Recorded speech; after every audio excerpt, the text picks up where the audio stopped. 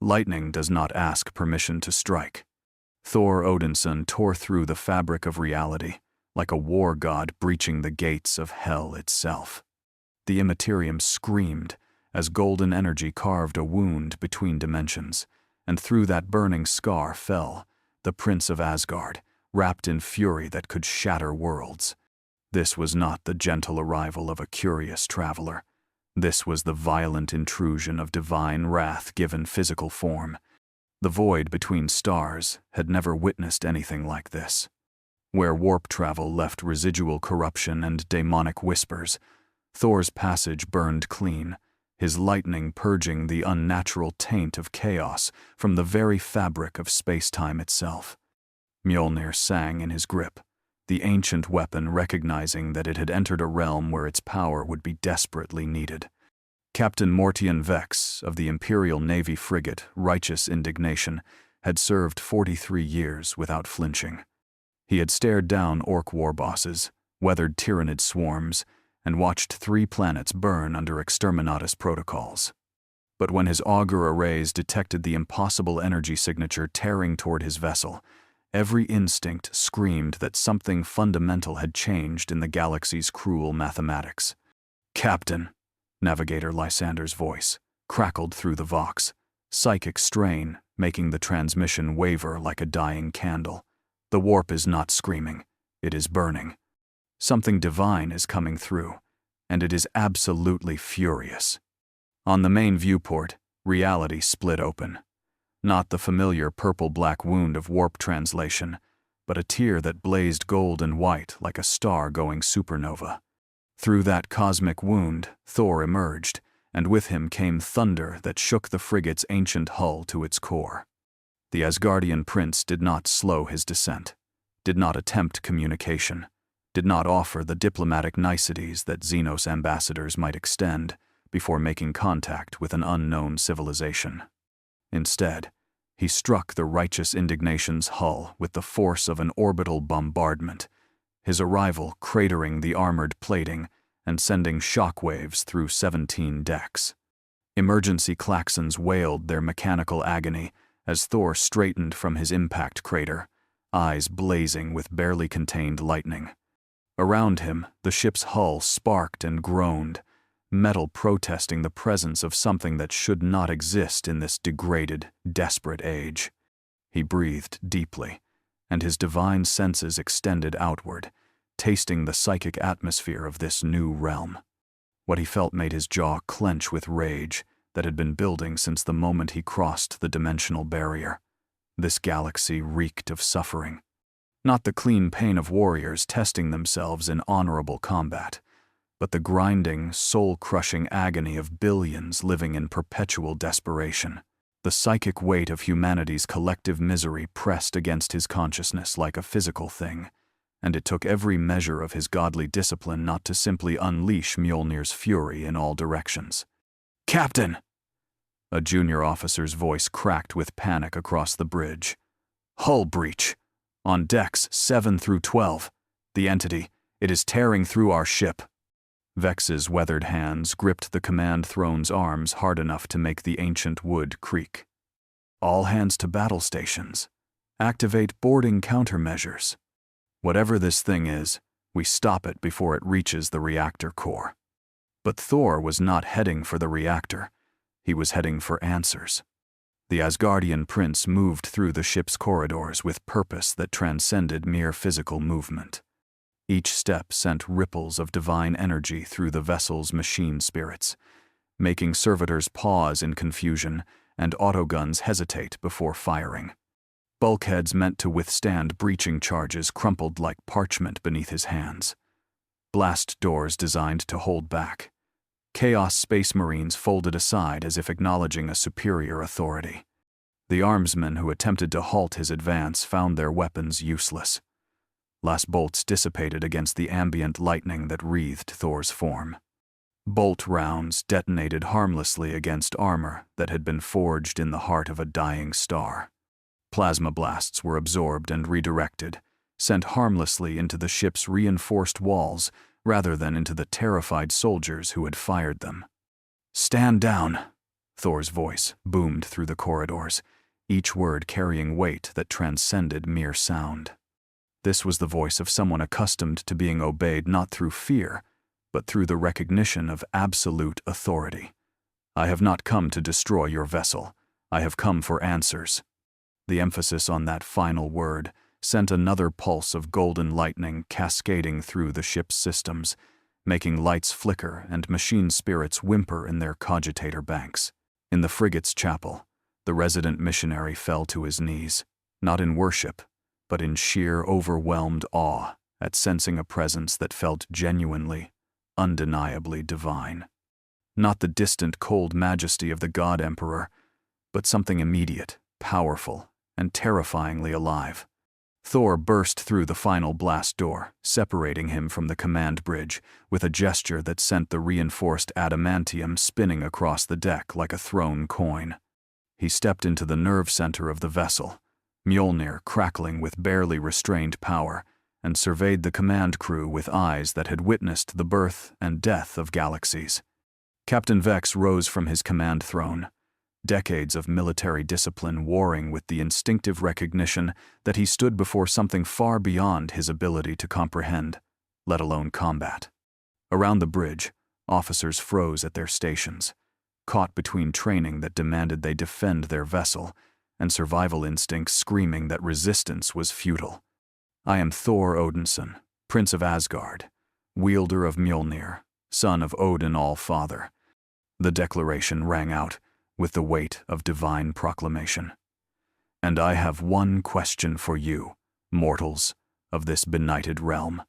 He stepped forward, and his presence seemed to expand, filling the bridge with an aura that made the very air crackle with potential violence. Lightning danced along Mjolnir's surface, casting harsh shadows across faces gone pale with recognition of their utter helplessness. What manner of civilization? Thor's voice dropped to something more dangerous than a shout, a quiet fury that promised apocalyptic consequences.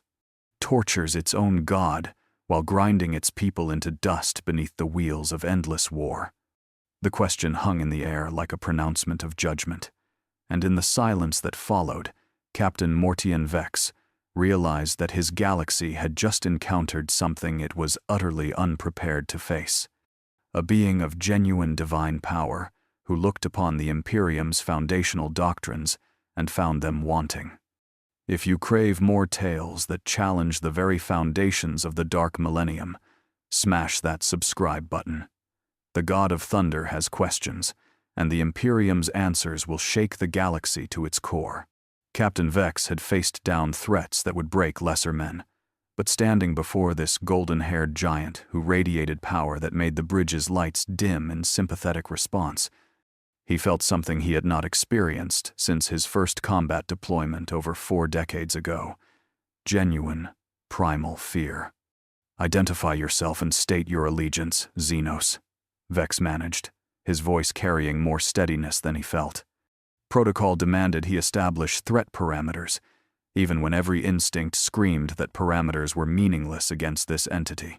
Thor's expression shifted from barely contained fury to something approaching disbelief. Xenos, you categorize what you do not understand as simply other? He took another step forward, and the deck plating groaned beneath his weight, not from physical mass, but from the sheer presence he projected.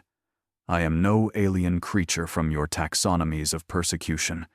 I am a god, mortal, and I have come to this realm following the psychic stench of suffering that echoes through the void between stars. The emphasis on that word sent another cascade of golden lightning through the bridge systems, causing screens to flicker and servitors to emit confused binary cant. Navigator Lysander, his third eye weeping behind its protective bandages, stepped forward on unsteady legs. Lord, Lysander's voice cracked with psychic strain, your presence in the warp is unlike anything in our records. Not human, not daemon, not Xenos. You burn like a beacon of pure order, and it is burning me to perceive it. What are you? Thor's anger softened slightly at the obvious pain in the navigator's voice. Despite his fury at what he had sensed in this galaxy, He was not cruel to those who suffered through no fault of their own. I am what I am, Navigator. A protector of the 9 realms, defender of those who cannot defend themselves, son of a king who taught me that power exists to serve, not to rule. He turned back to Captain Vex, and his eyes blazed with renewed intensity. Now tell me, captain of this vessel, I have sensed your emperor, the psychic beacon you call the Astronomicon. I have felt his agony burning across light years, an endless scream of suffering that should not exist. Why do you not free him? Why do you worship his torment rather than end it? The question struck every person on the bridge like a physical blow. For 10,000 years, the Emperor's sacrifice had been the foundational truth of human civilization. The idea that someone might simply question whether that sacrifice was necessary, whether it might be ended, was so fundamentally heretical that several officers reached for their sidearms on pure reflex. The God Emperor sacrificed himself for humanity's survival. Tech Priest Valdris spoke up, his augmetic vocal cords giving the words a metallic certainty. His suffering is the price of our continued existence. To question this is to question the very foundation of imperial faith. Thor's laugh held no humor, only bitter recognition. Ah, so you have built an entire civilization on the premise that agony is necessary. That suffering must be perpetuated because you lack the courage or imagination to seek another way. Mjolnir's head touched the deck with a sound like distant thunder, and cracks spider-webbed through the reinforced plating. I have seen this before, on worlds that fell to darkness precisely because they convinced themselves that cruelty was wisdom. You speak blasphemy. Chaplain Ortan's voice crackled through the vox from his station near the chapel. The Emperor's will is absolute, his wisdom infinite. I suggest nothing. Thor interrupted, his voice rising to a roar that made the bridge's structural supports groan in protest. I declare that any civilization which normalizes the torture of its own god, which grinds children into dust in factory complexes, which measures worth solely by capacity for violence, is a civilization that has lost its way. He raised Mjolnir, and lightning began to cascade from the weapon in earnest now, arcing across control panels and causing emergency systems to blaze to life. I have walked your ship, Captain. I have seen your servitors, humans lobotomized and grafted into machines like spare parts. I have felt the terror of your crew, who serve not out of dedication but out of fear of execution for failure. I have sensed the despair of every soul aboard this vessel, who believe suffering is simply the natural state of existence. Thor's form seemed to grow larger, his divine nature asserting itself fully as his fury built toward a crescendo. In Asgard, we had a word for rulers who perpetuated such systems. We called them tyrants, and we cast them down. Captain Vex found his voice, though it took every measure of his discipline to speak in the face of such overwhelming presence. Then you are a threat to the Imperium. You would destabilize the systems that have kept humanity alive for 10,000 years. Alive?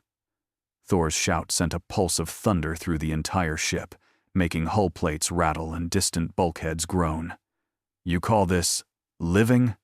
Your people exist in a state of perpetual desperation, knowing nothing but war and misery, told that their suffering is necessary and noble, and ordained by divine will. He slammed Mjolnir into the deck, and the impact sent cracks racing through multiple levels of the ship's structure. I have defended the 9 realms for millennia. I have fought against darkness in all its forms, and never, in all my years of battle, have I encountered a civilization that weaponized hopelessness as effectively as yours. Around the bridge, the command crew stood paralyzed, caught between training that demanded they defend imperial doctrine and the creeping realization that this entity was speaking truths they had spent lifetimes trying not to see. Several officers' hands trembled as they struggled with the cognitive dissonance of hearing their foundational beliefs challenged by someone who radiated such undeniable power. Navigator Lysander spoke again, his voice barely a whisper. If you find our civilization so abhorrent, What do you intend to do about it? Thor's expression shifted, fury giving way to something more dangerous, determination backed by divine capability. I intend to tear down every corrupt institution that profits from suffering. I will free your emperor from his golden prison. I will teach your people that they are worthy of protection, not exploitation. And I will face down Aenyon, mortal or otherwise, who stands in my way. He turned toward the blast door he had torn from its moorings, then paused to look back at Captain Vex. Send word to your High Lords of Terra, to your Inquisition, to your Space Marine chapters. Tell them that Thor Odinson has come to the 41st millennium, and I bring with me something your Imperium has not known in 10,000 years. Mjolnir crackled with golden lightning that seemed to push back the oppressive darkness of the void beyond the ship's hull. I bring the possibility of change, and those who have built their power on the perpetuation of suffering will soon learn what it means to face Asgardian WRA8. With that pronouncement, Thor strode from the bridge, leaving behind a command crew whose certainties had been shaken to their foundations. Behind him, alarms began to sound across multiple decks as his passage through the ship's structure left damage that would take weeks to repair. But the real damage, Captain Vex realized as he slumped back into his command throne, was not to the ship's hull. It was to the absolute faith in Imperial doctrine that had sustained him through 4 decades of service. For the first time in his life, Mortian Vex found himself wondering, what if the way things had always been done was simply the way things had always been wrong? Across the sector, astropathic relays began to burn with urgent messages. The Xenos entity that had assaulted the righteous indignation was not just another threat to be catalogued and eliminated. It was something far more dangerous, a being of genuine divine power who looked upon the Imperium's foundations and declared them unworthy. And in the deepest sanctums of Terra, where the High Lords of the Imperium made decisions that shaped the fates of billions, ancient political machinery began to grind toward a singular conclusion. This Thor must be destroyed before his message of change could spread like a virus through the carefully controlled despair that kept the Imperial machine functional. The question none of them yet dared to ask was simple. How do you destroy someone who might be right? Scene 3. The God Emperor's Shadow. Thor stood at the observation deck of the righteous indignation, staring out into the void with eyes that could perceive far more than the darkness between stars. His divine senses extended outward, tasting the psychic landscape of this strange and terrible galaxy, and what he found made his grip on Mjolnir tighten until the ancient weapon's leather wrapping creaked in protest. There, burning across impossible distances like a lighthouse in an ocean of madness, blazed the Astronomicon. The psychic beacon that guided humanity's ships through the treacherous currents of the warp was no mere navigational aid. It was a scream given form, an endless howl of agony projected across the galaxy by a being whose suffering defied comprehension. Thor had felt pain before. He had been wounded in battle, betrayed by those he trusted, forced to make impossible choices that haunted him across centuries. But this was suffering, on a scale that transcended individual torment. This was a god being burned alive, moment by moment, day by day, year by year, for 10,000 years, all while his children worshipped the act of his torture as the highest expression of divine love. By Odin's beard, Thor whispered, his voice thick with horror and mounting rage. What have they done to you? Behind him, the observation deck's doors cycled open with a pneumatic hiss. The ship's missionary, Brother Severus, stepped through with the careful dignity of one approaching a dangerous animal. His enhanced larynx, modified to project the Emperor's word at volumes that could shake hab-block foundations, now spoke in careful, measured tones. I understand you have questions about the God Emperor's sacrifice, Severus began, his voice carrying the practiced cadence of someone who had delivered the same theological explanations thousands of times. It is natural for Xenos to struggle with comprehending the divine nature of his eternal vigil. Thor turned from the viewport, and the look in his eyes made Severus take an involuntary step backward. This was not the gaze of someone struggling to comprehend. This was the gaze of someone who understood perfectly and was absolutely appalled by what he understood. "Do not patronize me, priest." Thor's voice carried the weight of divine authority that made the observation deck's reinforced windows rattle in their frames. "I am Thor Odinson, son of Odin All-Father, brother to Loki the trickster, friend to the Valkyries who choose the honored dead. I have walked in the halls of gods since before your species learned to work bronze. I understand divinity better than you could possibly imagine." He gestured toward the viewport, toward the distant burning presence of the Emperor's psychic beacon. "What I do not understand is how an entire civilization can look upon the torture of its own god and call it worship. How billions can be taught that suffering is sacred, that agony is holy, that the perpetuation of pain is somehow the highest expression of love." Severus's augmetic fingers twitched toward the rosarius at his belt, the energy field generator that might protect him if this conversation turned violent. The Emperor's suffering is not torture. It is sacrifice. He sits upon the golden throne to hold back the tides of chaos, to light the Astronomicon, to protect humanity from— "I can feel him," Thor interrupted, his voice rising with each word. "Across all these light years, through the barrier between real space and that madness you call the warp, I can feel his agony. It is not the clean pain of a warrior choosing to hold the line while others escape. It is not the noble suffering of a king who bears burdens his people cannot. It is torment without end, without respite, without hope of cessation." Lightning began to dance along Mjolnir's surface, responding to its master's emotional state. "He is not holding the door against darkness out of choice, priest. He is chained to that throne by the machinery you have built around him, fed upon by the psychic hunger of trillions who drain his essence like parasites, convinced their host loves being devoured." The words struck Severus like physical blows. This was heresy of the highest order, blasphemy that would normally trigger immediate execution protocols. But something in the raw truth of Thor's perception, the genuine horror in his voice, made the missionary hesitate before condemning. "The Emperor chose his fate," Severus said, but his voice carried less certainty now.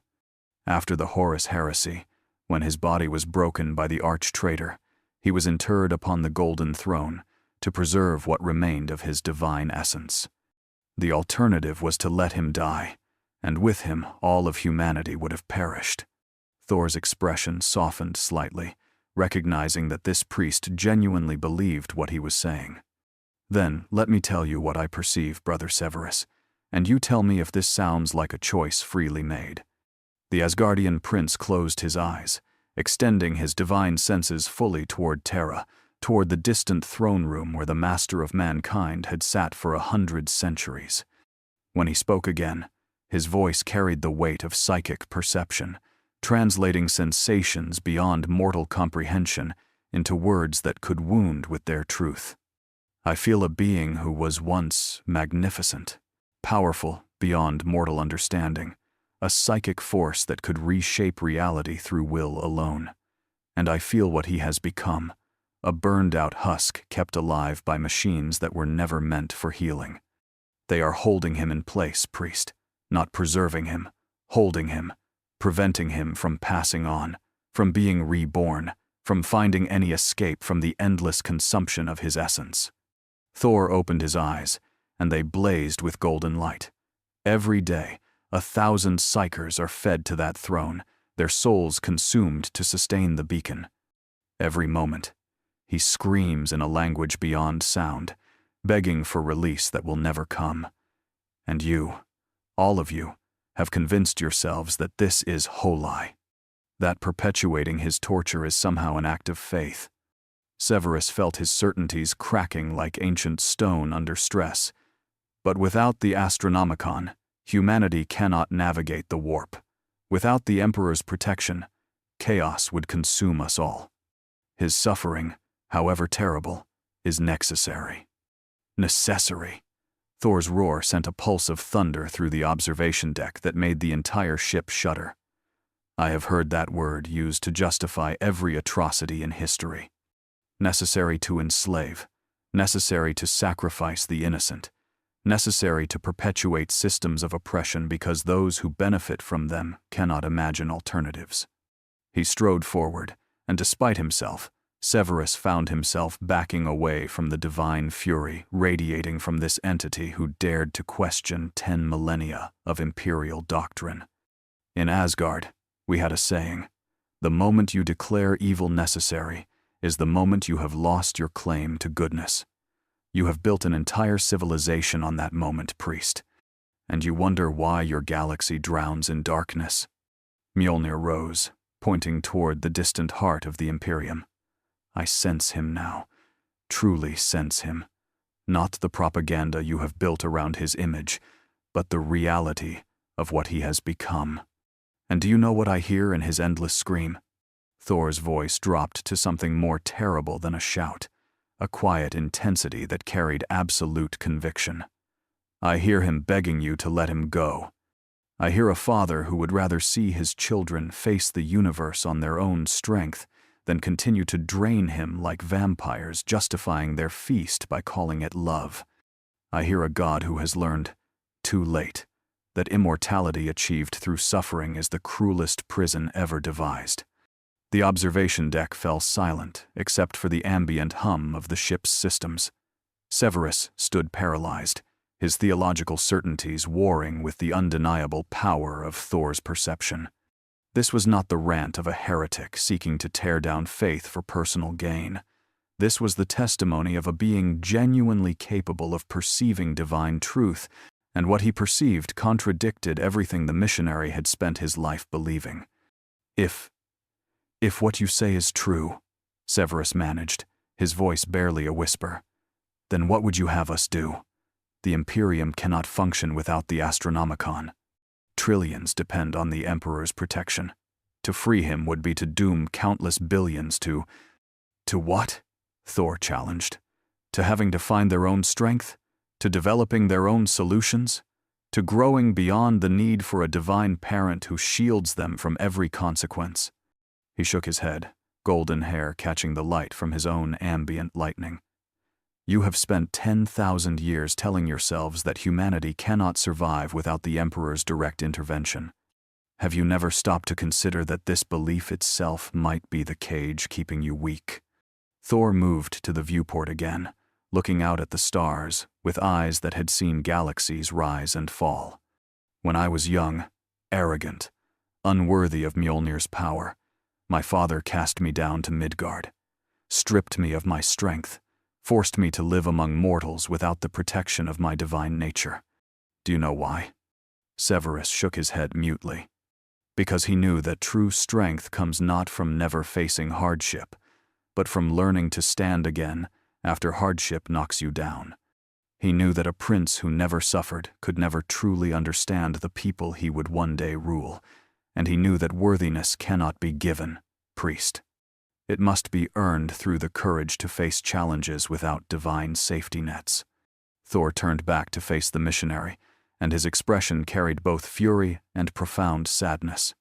Your emperor understood this once, I think, before he was broken, before you imprisoned him on that throne, before you convinced yourselves that his eternal suffering was somehow preferable to letting humanity learn to stand on its own feet. The ship's Vox system crackled to life, interrupting the theological confrontation.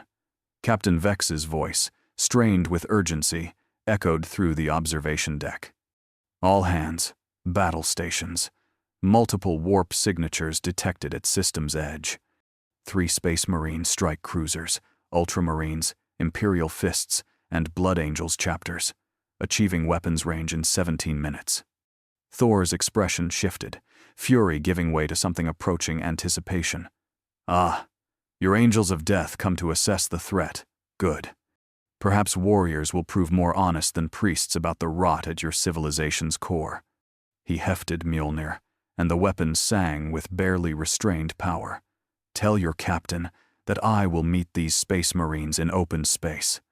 I would not have civilian crew caught in crossfire when divine fury meets genetically enhanced soldiers. Severus found his voice, desperation overriding caution. Lord Thor, please, whatever you believe about our Imperium, whatever truths you think you perceive, the Space Marines will not hesitate to destroy you if they deem you a threat. They are posthuman warriors, created for war, knowing nothing but, then they will understand me better than you ever could, priest. Thor interrupted, a fierce smile crossing his features. For I too was created for war. The difference is that I was also taught why wars must be fought, and when they should be ended. Perhaps these warriors of yours will prove capable of learning the same lessons. He strode toward the observation deck's exit, pausing at the threshold to deliver one final declaration. Send word ahead to your Space Marines, Brother Severus. Tell them that Thor Odinson awaits them.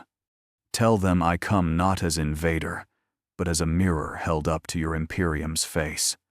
Tell them that the God Emperor himself cries out for release, and that I intend to give him what 10,000 years of worship has denied.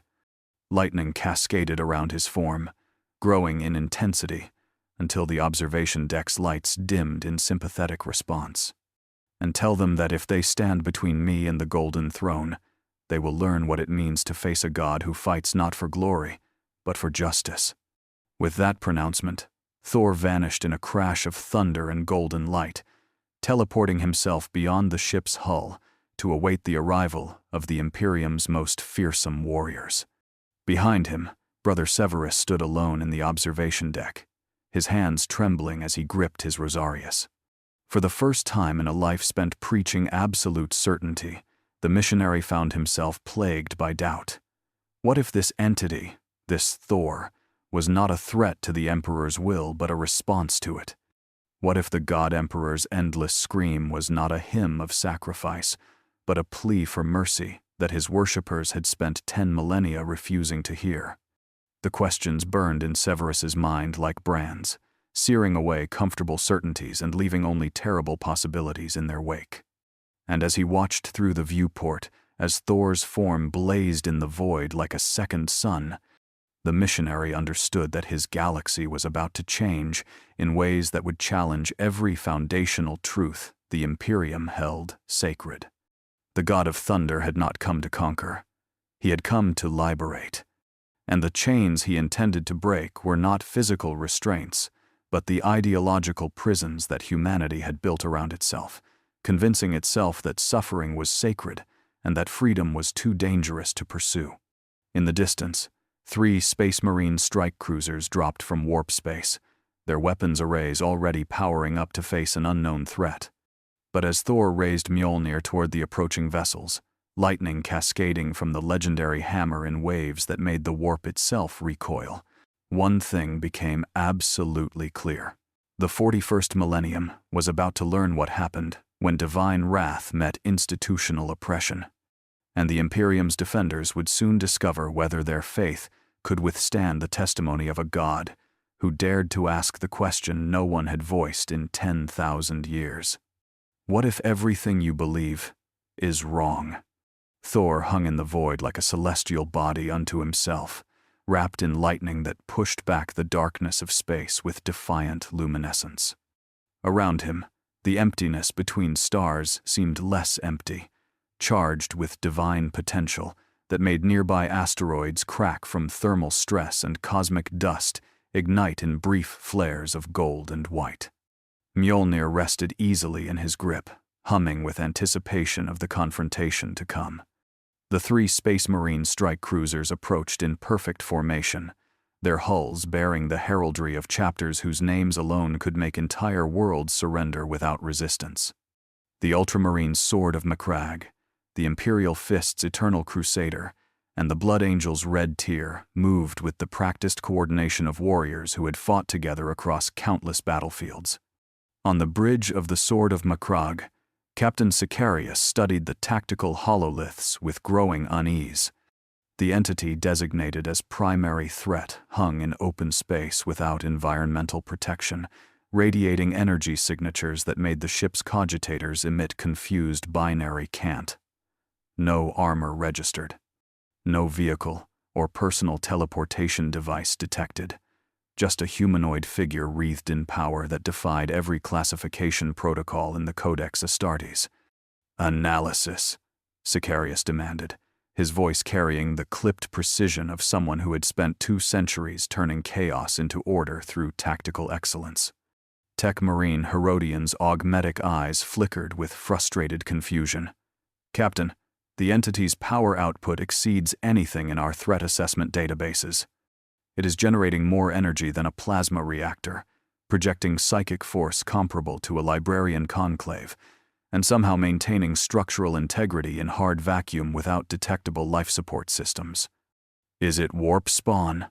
Chaplain Orriston asked, his skull helm turning to regard the hololithic display with the focused intensity of one trained to recognize corruption in all its forms.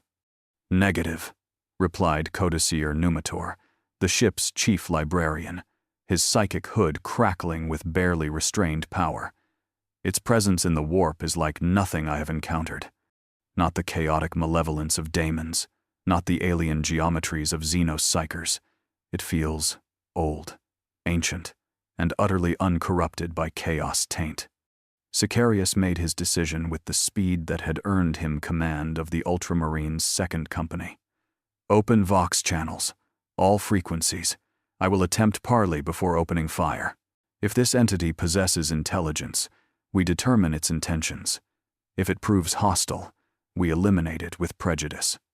The communications officer activated the transmission array, sending Thor's words across every Imperial frequency in the system. What they received in response was not a message directed at them alone, but a declaration broadcast across the entire sector with a power that would reach astropathic relay stations as far as the segmentum border.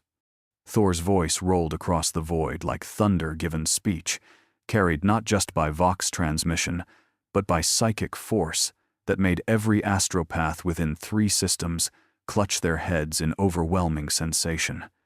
This was not the whispered madness of chaos corruption. This was proclamation, the voice of divine authority announcing truth too long suppressed. "I am Thor Odinson, Prince of Asgard, God of Thunder, and I speak now to all who dwell in this benighted galaxy." The words carried weight that transcended mere sound. On a million worlds, people paused in their labors, feeling the declaration echo through their souls like a bell tolling in chambers they had not known existed. In the underhives of manufactorum worlds, in the hab blocks of hive cities, in the fields of agri-worlds and the forges of forge worlds, humanity felt the presence of something that demanded attention. "I have walked among your vessels. I have sensed the psychic landscape of your civilization, and I have witnessed suffering on a scale that would make even the cruelest tyrants of history weep with shame. On Terra, in the Senatorum Imperialis, where the High Lords gathered to direct the Imperium's vast machinery, ancient politicians exchanged glances of growing alarm. This was not standard Xenos aggression. This was something far more dangerous, an entity challenging the very foundations upon which 10,000 years of imperial rule had been constructed. Your children labor in processing plants from the age they can walk. Your civilians are sacrificed by the billions for the convenience of military logistics. Your warriors know nothing but war. Your priests preach nothing but suffering, and your entire civilization has convinced itself that this endless grinding misery is somehow necessary. In the strike cruiser Red Tier, Chapter Master Dante listened to the declaration with the weariness of someone who had served for 1,500 years. He had heard countless Xenos proclamations, witnessed innumerable threats to imperial sovereignty. But something in this entity's voice carried a conviction that could not be dismissed as mere propaganda. "I have felt your God Emperor's agony, burning across light years like a beacon made of torment. I have perceived his endless scream, the plea for release that you have spent 10 millennia interpreting as a command to perpetuate his suffering. And I tell you now, with all the authority of a god who has defended his realms since before your civilization learned to work iron, this must end." The declaration sent shockwaves through Imperial command structures across the sector. This was not a Xenos invasion, threatening physical destruction. This was an ideological assault, striking at the very heart of what held the Imperium together. The belief that suffering was not just inevitable, but sacred. I do not come as conqueror. I do not seek to rule your worlds or claim your resources. I come as a mirror, held up to show you what you have become. And what I see reflected is a civilization that has forgotten the difference between sacrifice and suicide, between duty and slavery, between faith and Stockholm Syndrome writ large across the galaxy. On the Eternal Crusader, Captain Lysander's knuckles whitened where they gripped his thunderhammer. This was heresy of the highest order, yet it was delivered with such absolute conviction that even his centuries-hardened faith found cracks forming in its foundation. Thor's voice rose, carrying the weight of divine judgment that made the void itself seem to listen. Your system perpetuates the very suffering it claims to prevent. Your endless war creates the desperation that feeds the chaos you fight against. Your grinding oppression generates the resentment that fuels rebellion. You are trapped in a cycle of your own creation, too afraid to change because you have convinced yourselves that the current horror is preferable to the unknown alternative.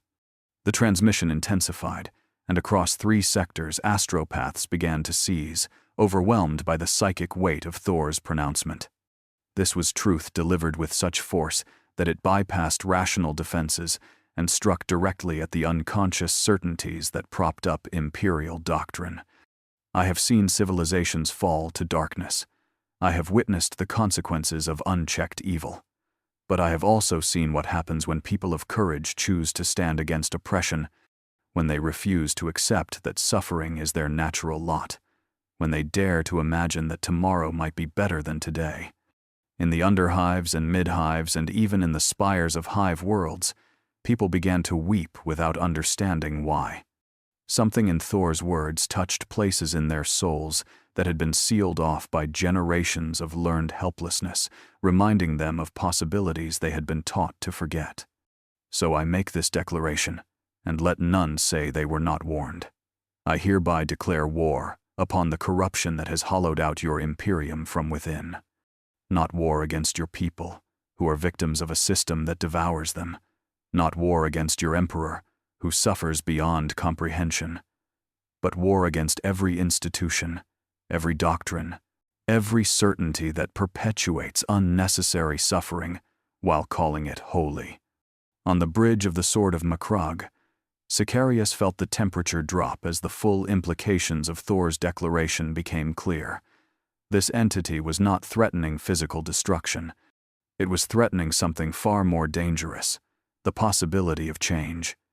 I will tear down your processing plants that grind children into components. I will challenge your generals who sacrifice civilians for marginal tactical advantage. I will confront your priests who preach that agony is worship, and I will face down your Emperor himself to ask him directly, is this what you wanted? Is this the Imperium you dreamed of creating? The transmission reached its crescendo, Thor's voice rising to a roar that made even the most hardened Imperial servants feel their spines straighten involuntarily. I am Thor of Asgard, and I bring you something your civilization has not known in 10,000 years. Not false hope built on lies, not the empty promises of chaos, but the genuine possibility that you can be more than what you have become. Mjolnir blazed in his grip, lightning cascading outward in waves that made the 3 strike cruisers' shields flare with overload warnings. Those who profit from suffering, take note. Those who have built their power on the perpetuation of misery, hear me well. Those who believe the current order is unchangeable, know this. The god of thunder raised his hammer toward the distant heart of the Imperium, toward Terra and the Golden Throne, and 10 millennia of accumulated doctrine. I am coming. I will free your Emperor or die in the attempt. I will show your people what worthiness looks like when it is chosen rather than imposed. And I will face down Ainuan, mortal or daemon, who stands between humanity and its chance at genuine redemption. The transmission cut off, leaving silence that seemed to echo with the weight of Thor's proclamation. Across 3 sectors, billions of human beings stood paralyzed, processing words that challenged every certainty they had built their lives upon. On Terra, in the Senatorum Imperialis, High Lord Militant Vasily Kandrix broke the shocked silence with a voice that trembled with barely suppressed fury. This is an existential threat to imperial unity. One entity, speaking words that could shatter the faith of trillions. We must respond with absolute force. Agreed, High Lord Inquisitor Nadia Baratheon added, her augmetic eyes glowing with cold calculation. This Thor represents ideological corruption more dangerous than any chaos incursion. His message appeals to the very weaknesses we have spent millennia conditioning out of the population. Hope for change, belief in personal agency, the heretical notion that suffering might be prevented rather than endured. In the Imperial Palace's deepest sanctums, where the Adeptus Custodes stood eternal vigil, Captain General Trajan Valoris listened to Thor's declaration with an expression carved from stone. Unlike the High Lords, whose power depended on maintaining current structures, Valoris served only the Emperor's direct will. And in Thor's words, he heard echoes of arguments the Master of Mankind had once made, before the heresy, before the Golden Throne, before 10,000 years of institutional calcification. Back in the void, Thor waited as the 3 strike cruisers maintained their weapons lock. He could feel their uncertainty, the cognitive dissonance of warriors trained to defend the Imperium, now confronted with someone who claimed to attack not the Imperium itself, but the rot within it. The Vox crackled to life, and Captain Sicarius's voice carried across the void with the controlled precision of a man making decisions that would echo across history. Entity designation Thor. I am Captain Sicarius of the Ultramarine 2nd Company. Your transmission constitutes sedition, heresy, and incitement to rebellion against lawful imperial authority. Thor's response carried no fear, only grim determination. Then I am guilty as charged, Captain. Though I would argue that lawful and moral are not always synonymous, and that authority which perpetuates injustice loses its claim to legitimacy. A pause, pregnant with potential violence. Then Sicarius continued, his voice carrying undertones that suggested internal conflict. By rights, we should open fire immediately. Eliminate you before your ideology can spread further. The Codex Astartes provides clear protocols for ideological threats. And yet you hesitate, Thor observed. Why? Another pause, longer this time. When Sicarius spoke again, his voice carried something that might have been pain.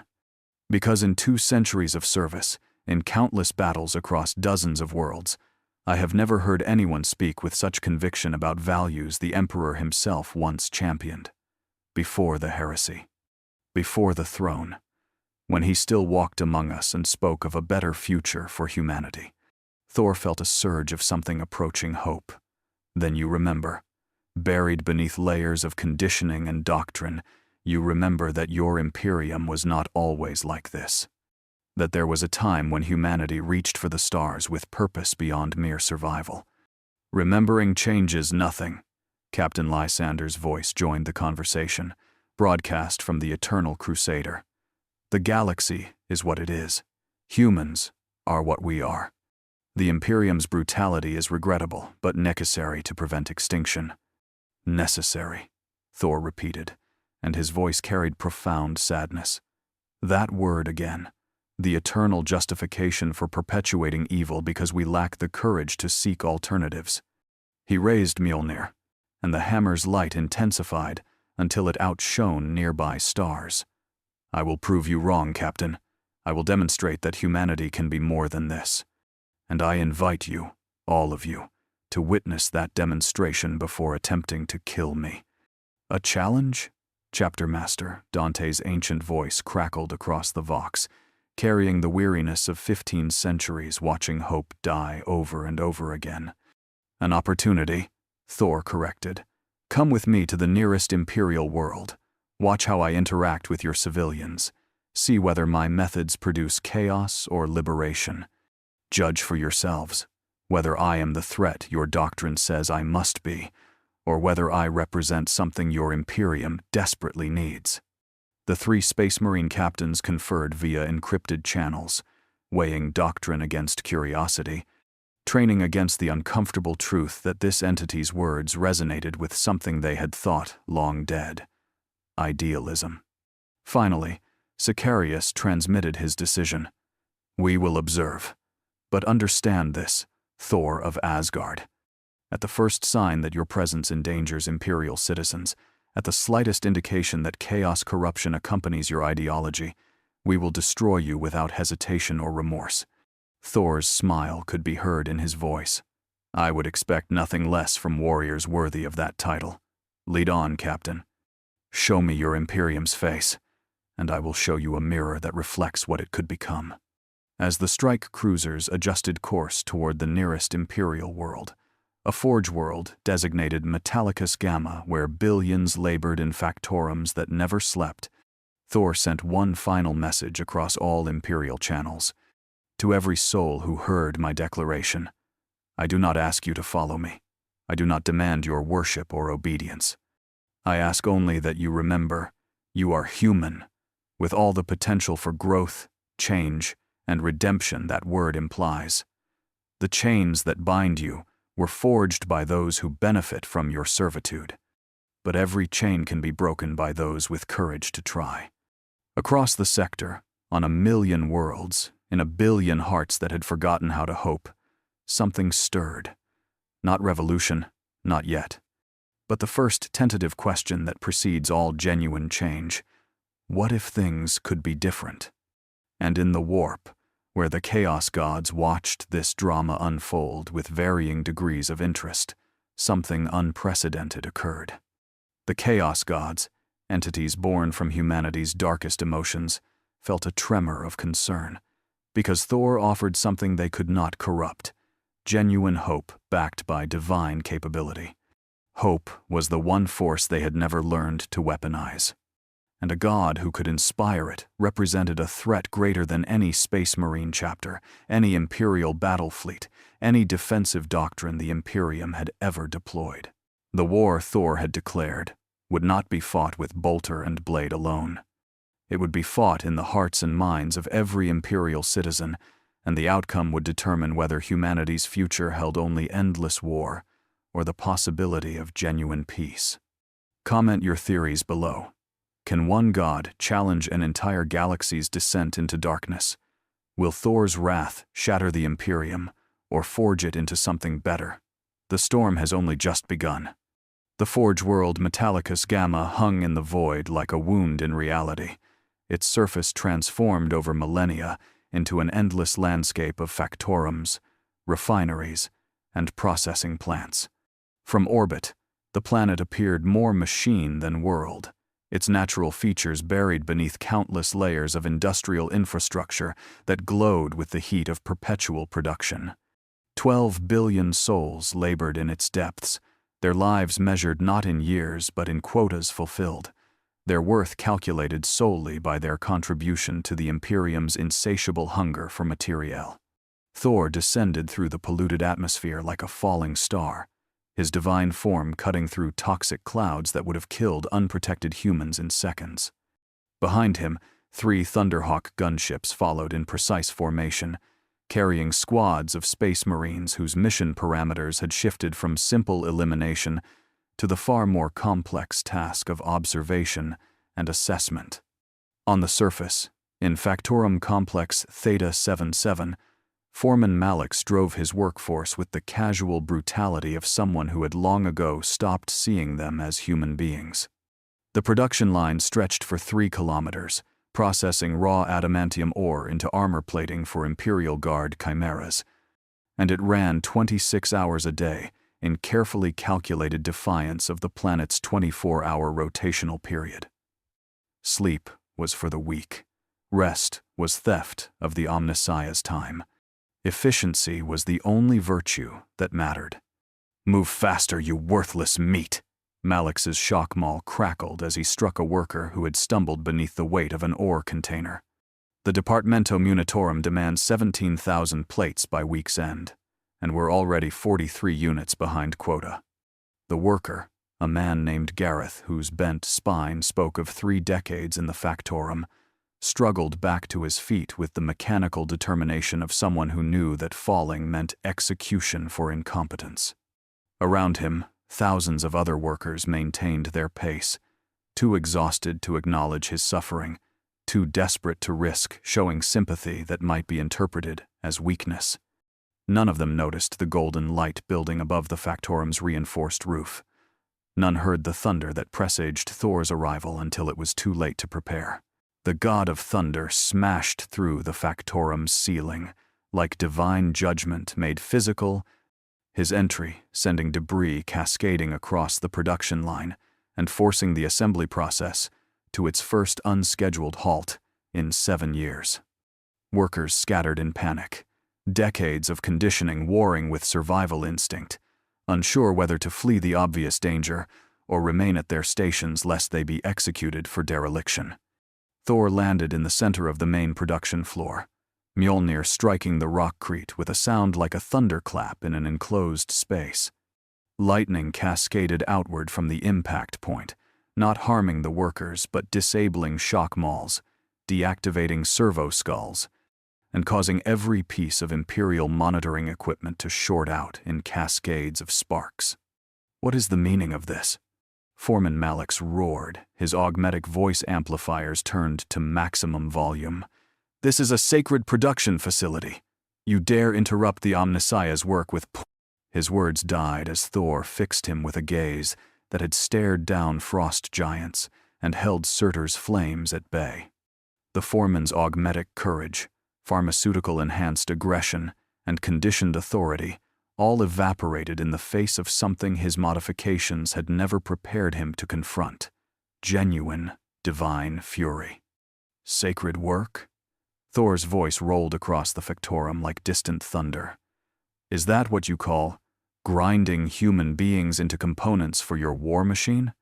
He gestured to the workers, who stood frozen between their stations and escape routes, caught in the paralyzing uncertainty of slaves who had forgotten how to choose. These people labor 26 hours in your 24-hour days.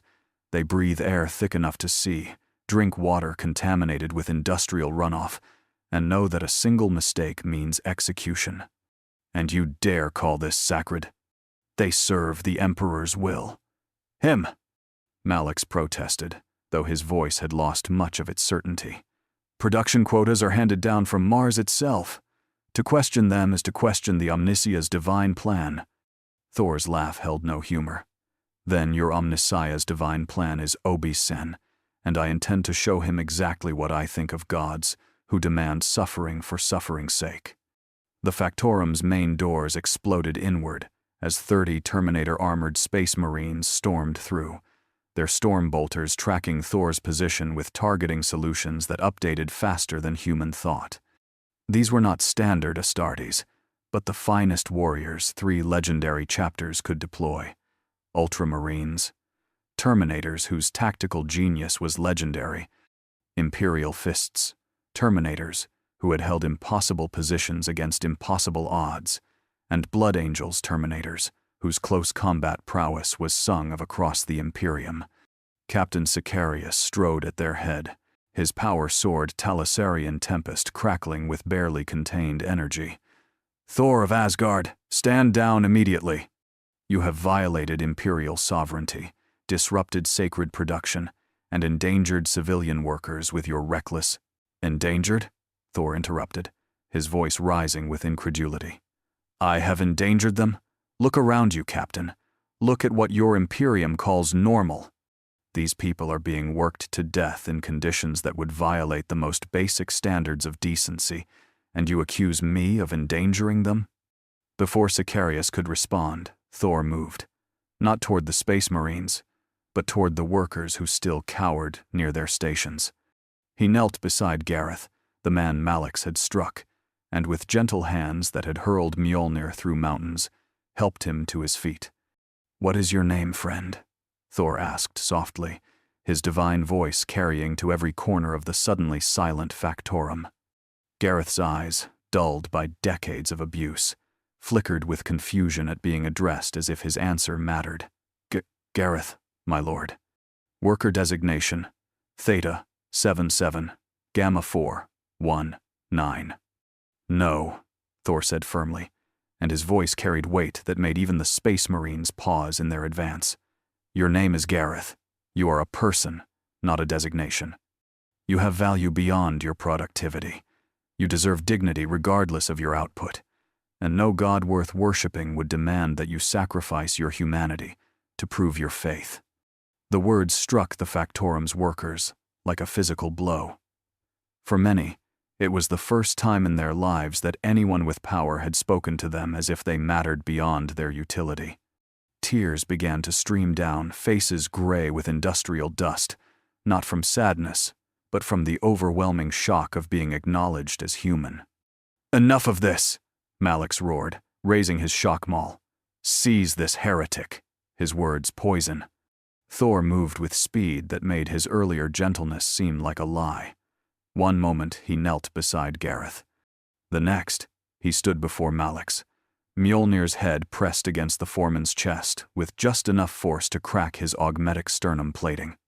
Harm one more person in my presence, Thor said with quiet intensity more terrifying than any shout, and I will show you what happens when divine patience ends.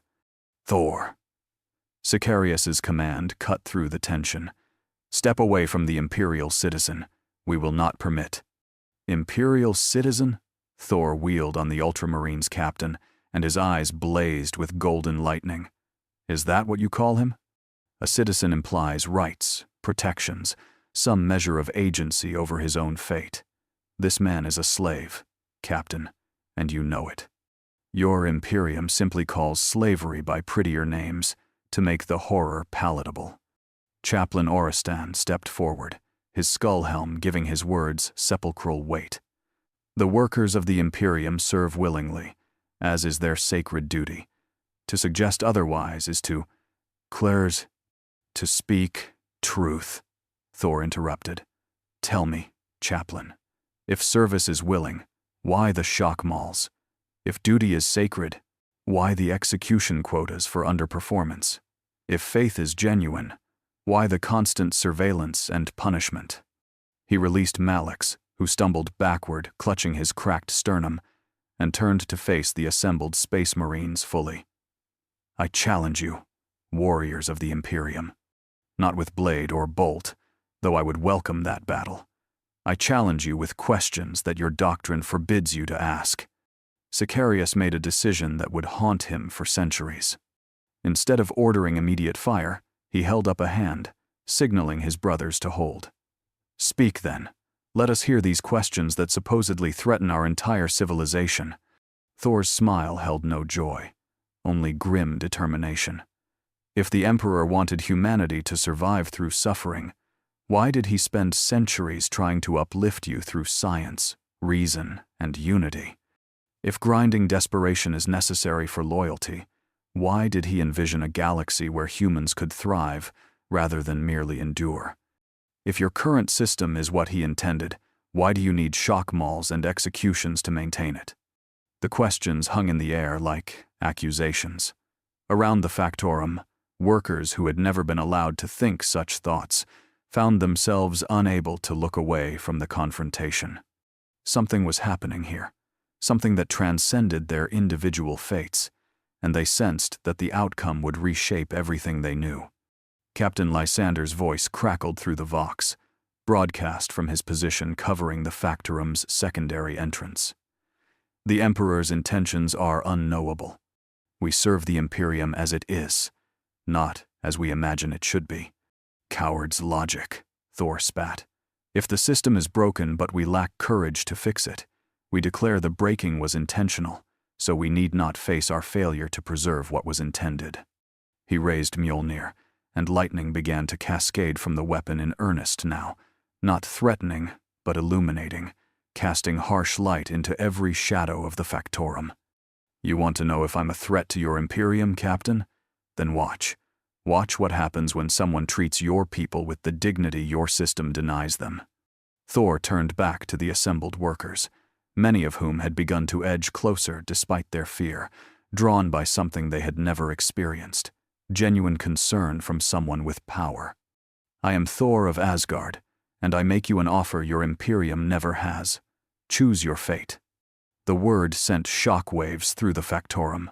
Choose, a concept so foreign to their existence it might as well have been Xenos language. "You can return to your stations," Thor continued, his voice carrying to every worker in the vast space. "Continue as you were, fulfilling quotas until age or accident claims you. No one, not I nor these space marines, will stop you. That is your right, and I will defend it." He paused, letting the implications sink in. "Or you can walk away, right now. Leave this Factorum, this system of exploitation, and discover what it means to live as free human beings, rather than as components in an uncaring machine. And I will ensure that anyone who tries to stop you faces Asgardian fury." The Factorum fell silent, except for the hum of now idle machinery. Thousands of workers stood paralyzed, decades of conditioning warring with the sudden, terrifying possibility of choice. To leave meant execution, but to stay meant continuing an existence that had long ago ceased to feel like living. Gareth took the first step, then another. Walking away from his station for the first time in 30 years without permission, without authorization, with nothing but the desperate hope that this golden-haired giant spoke truth when he promised protection. Others followed, slowly at first. Then, in growing numbers, workers began to move toward the Factorum's exits. Not running, not rioting, simply walking away from their stations with the careful dignity of people remembering how to make decisions about their own lives. "This is heresy," Malix shrieked, activating the Factorum's automated defenses. Automated gun servitors began to track the workers, target locks, painting red dots across dozens of backs, as ancient machine spirits prepared to execute the unforgivable sin of abandoning production quotas. Thor moved faster than human eyes could follow. Mjolnir became a blur of golden light, smashing through gun servitors, demolishing monitoring stations, and tearing apart every piece of equipment designed to punish these workers for daring to choose freedom. Within seconds, the Factorum's entire automated security network lay in smoking ruins. "Captain Sicarius." Malix turned to the Space Marines desperately. "Your authority. Order them back to work. The production quotas mean nothing compared to human dignity." Thor finished. "And if your captain disagrees, then let him strike me down here and now and prove that the Imperium values productivity more than the souls it claims to protect." Every eye in the Factorum turned to Sicarius, workers hoping for protection, Malix demanding enforcement, fellow Space Marines awaiting orders, and Thor, standing ready to face the full might of 30 Terminators, if it meant preserving these people's right to choose. The Ultramarines captain stood frozen, tactical genius warring with growing moral doubt. The Codex Astartes provided clear protocols: suppress rebellion, maintain production, ensure Imperial quotas were met. But it also spoke of the Space Marines' ultimate purpose: to protect humanity. Which humanity? The abstract concept of the Imperium, or these specific, suffering individuals? "All units," Sicarius transmitted finally, his voice carrying weight that suggested he was making a decision that would haunt him forever. "Stand down. Do not interfere with the workers' movement." "Captain, I must protest." Chaplain Oristan's voice crackled with outrage. "This is dereliction of—" "That is an order, brother Chaplain," Sicarius snapped, "and I will hear your protest after we determine whether Thor's methods lead to chaos or liberation. Until then, we observe." The workers continued their exodus, moving past Space Marines who could have cut them down in seconds but instead stood motionless, witnessing something unprecedented in their centuries of service. Imperial citizens choosing freedom over duty, and being allowed to do so. Thor watched them go with an expression that mixed triumph and profound sadness. He had freed these workers, yes, but at what cost? How many factorums across how many worlds continued grinding human beings into industrial components? How many Gareths lived and died without ever learning their slavery was not inevitable? You have made enemies today. Captain Dante's ancient voice crackled across the Vox, broadcast from the red tier in orbit. The Mechanicus will demand your destruction for damaging sacred machinery. The Administratum will call for your execution for disrupting production quotas. You have declared war on institutions that have stood for 10,000 years. Thor's smile was fierce and utterly unrepentant. Good, let them come. Let every institution that profits from suffering learn what it means to face a god who believes freedom matters more than efficiency. He turned to Sicarius, Mjolnir resting easily across his shoulders. You wanted to observe, Captain. You wanted to see if my presence endangered your people. Tell me honestly, are those workers more endangered now, walking free under their own will? Or were they more endangered working themselves to death in a factorum that measured their worth by their output? Sicarius had no answer. Around him, his Terminator brothers shifted slightly, their centuries of certainty eroding beneath the weight of questions they had been trained never to ask. Outside the factorum, thousands of workers stumbled into sunlight many had not seen in years, free for the first time in their lives and utterly unprepared for what freedom meant. They would need guidance, protection, support to build something better than what they had left behind. And Thor intended to provide it, even if it meant fighting the entire Imperium to do so. The first blood had been drawn, though not in the way anyone expected. No bolt shells fired, no power weapons activated, no lives ended in glorious combat. Instead, something far more dangerous had occurred. People had been reminded they were people, with rights and dignity that transcended their utility. And once that memory took root, no amount of imperial doctrine could erase it. 3 days after the Metallicus Gamma incident, on the fortress monastery world of Ophelia VII, Inquisitor Lord Catane convened a conclave that would determine the Imperium's response to the entity calling itself Thor. The chamber where they gathered had witnessed countless such meetings, its walls lined with the skulls of heretics whose ideologies had threatened imperial unity. Today, those empty eye sockets seemed to watch the proceedings with particular intensity, as if sensing that this threat differed fundamentally from those that had come before. Catane surveyed the assembled representatives with eyes that had witnessed 2 centuries of service to the Emperor's Inquisition. To his right sat Interrogator Valdris, her augmetic fingers dancing across data slates, displaying reports from every world Thor had visited. To his left, Inquisitor Helmar of the Ordo Hereticus studied hololithic recordings of Thor's declaration with the focused intensity of a hunter analyzing dangerous prey. At the chamber's far end, 3 representatives of the Space Marine chapters that had witnessed Thor's actions stood in full armor, their presence a reminder that this threat had already compromised some of the Imperium's most faithful defenders. Let us review what we know, Catane began, his voice carrying the measured authority of someone accustomed to making decisions that shaped the fates of billions. In the 72 hours since this entity emerged from the warp, 17 Guard regiments have reported dramatic improvements in combat effectiveness and morale. 12 Space Marine chapters have submitted requests for theological clarification regarding the permissibility of prioritizing civilian preservation over tactical advantage. And 3 Seratas commanderies have independently begun restructuring their training protocols to emphasize protection over punishment. He paused, letting the implications sink in. This is not standard Xenos infiltration. This is ideological contamination spreading at velocities that suggest psychic amplification. Interrogator Valdris activated the chamber's central hololithic projector, displaying a tactical map of the sector marked with dozens of red indicators. The Metallicus Gamma incident was merely the first overt action. Our surveillance suggests Thor has been broadcasting continuously on psychic frequencies the Astronomicon cannot block.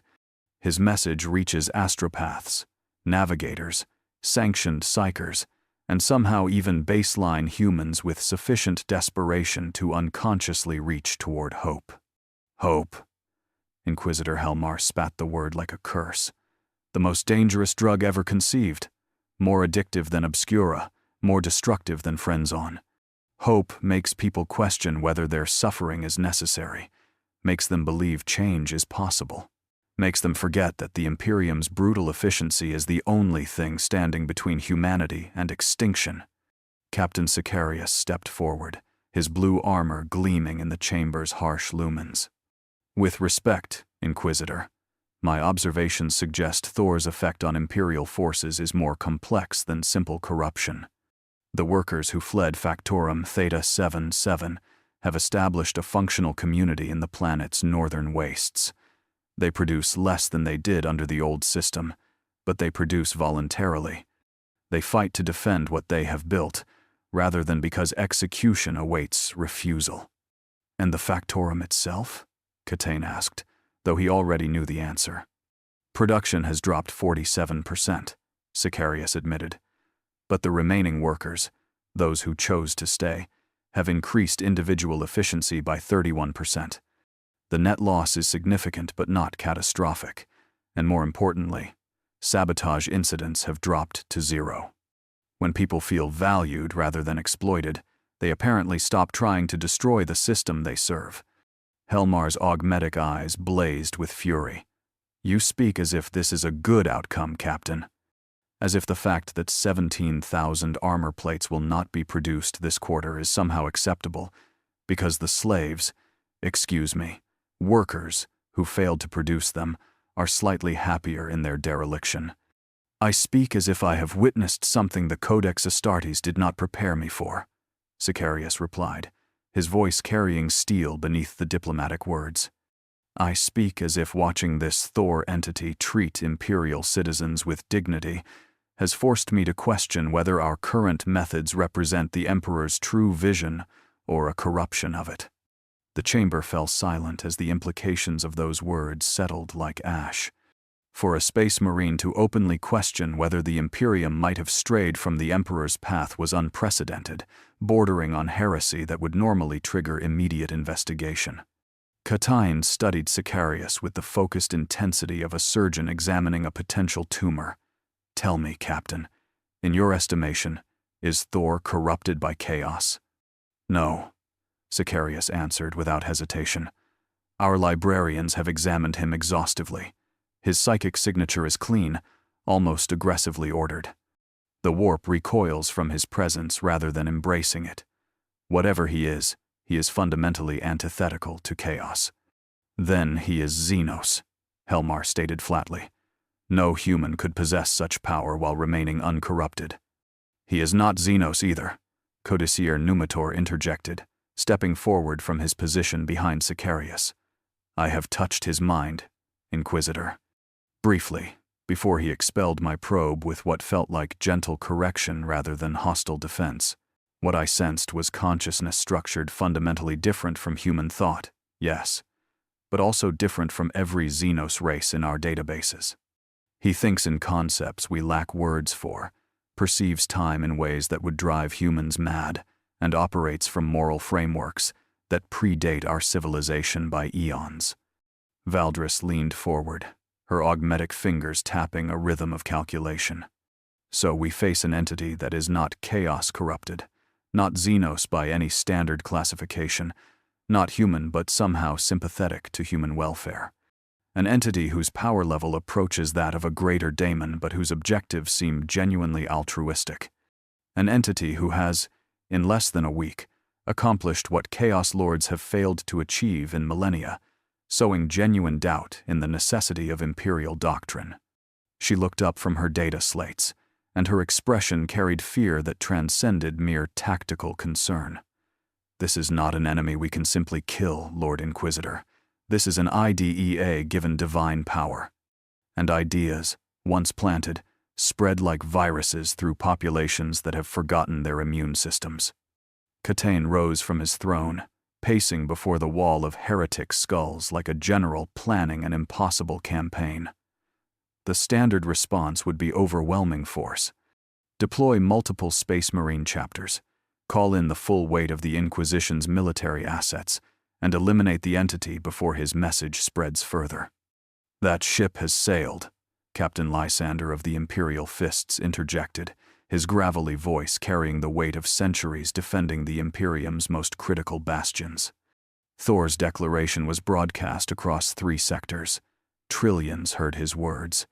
Attempting to suppress the information now would be like trying to put smoke back into a bottle.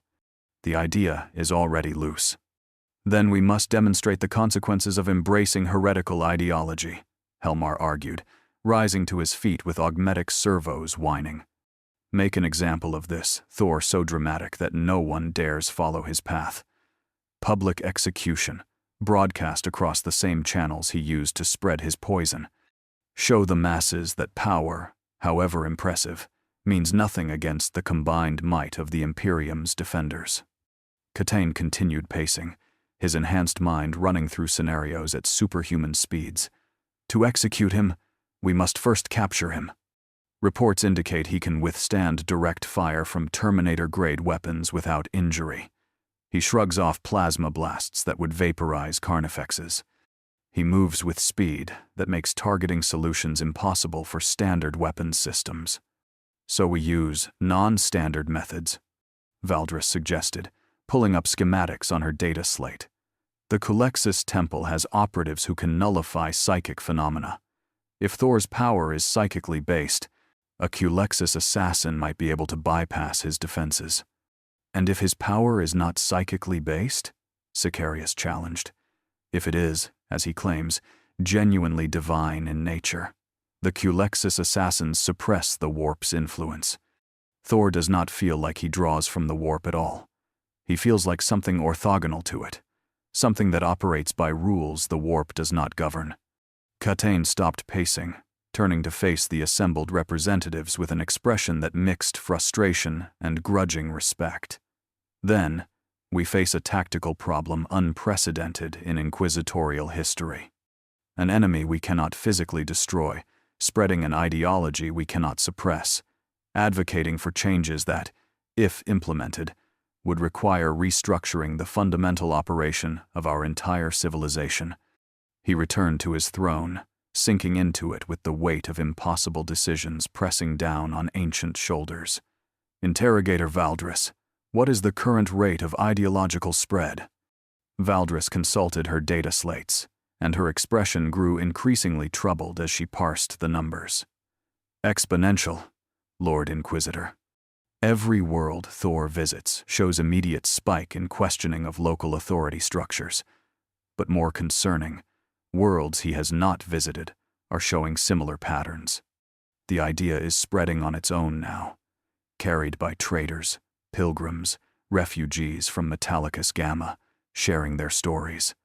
She pulled up a projection that filled the chamber's central hololithic display with cascading red indicators. At current rates, within 3 months, we will see measurable unrest on 17% of worlds in the affected sectors. Within 6 months, that percentage rises to 43%. Within a year. She trailed off, but the projection finished her sentence. Within 12 months, the ideological contagion Thor had introduced would have spread to nearly 70% of worlds in 3 full sectors, creating unrest that would require military intervention on a scale that would divert resources from critical fronts facing actual Xenos threats. This is precisely what the ruinous powers have always sought, Helmar declared, rising to his feet with righteous fury burning in his augmetic eyes. Not to corrupt humanity directly, but to divide us, to make us question our unity, our purpose, our willingness to sacrifice for survival. Thor may not serve chaos consciously, but his actions serve their purposes perfectly. Or, Captain Dante's ancient voice crackled through the Vox system, broadcast from the red tier in high orbit. His actions reveal that chaos succeeds precisely because our current system generates the desperation and resentment that makes chaos corruption appealing. The statement hung in the air like heresy waiting to be acknowledged. Chapter Master Dante had served for 1,500 years. He had witnessed the slow decay of imperial ideals across centuries of grinding war. And now, in his ancient wisdom, he was suggesting that the Imperium itself might be complicit in creating the very corruption it claimed to fight against. "Explain yourself, Chapter Master," Catane demanded, his voice carrying the weight of inquisitorial authority that even Space Marine heroes could not casually dismiss. Dante's hololithic image materialized in the chamber's center, his death mask rendering his expression unreadable but his body language speaking volumes. "I have watched this Imperium for 15 centuries, Lord Inquisitor. I have seen hope die in human hearts so many times I stopped counting. And I have watched those hopeless humans turn to chaos, not because they were weak, but because chaos was the only force offering them any alternative to endless grinding misery." He gestured to the tactical displays, showing Thor's movements. "This entity offers a different alternative. Not chaos's false promises of power through corruption, but genuine possibility of improvement through effort and organization. And the populations exposed to his message are showing decreased susceptibility to chaos corruption, not increased. The workers who fled Metallicus Gamma have repelled 3 Chaos Cult recruitment attempts with 0 casualties or defections." "That is anecdotal evidence from a single incident," Helmar protested. "It proves nothing about long-term consequences. It proves that people who feel valued are harder to corrupt than people who feel exploited," Dante countered. "A truth so obvious it should not require a 1,500-year-old space marine to point it out." Catane leaned back in his throne, fingers steepled before his face as he processed conflicting data from sources he was trained to trust. The Inquisition existed to preserve humanity through any means necessary.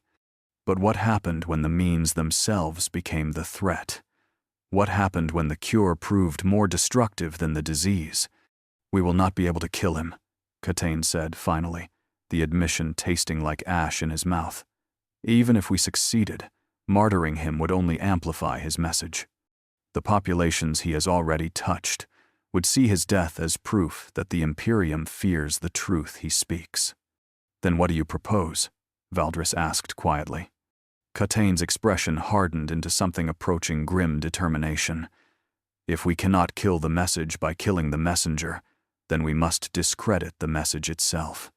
We must prove, publicly and decisively, that Thor's ideology leads to disaster."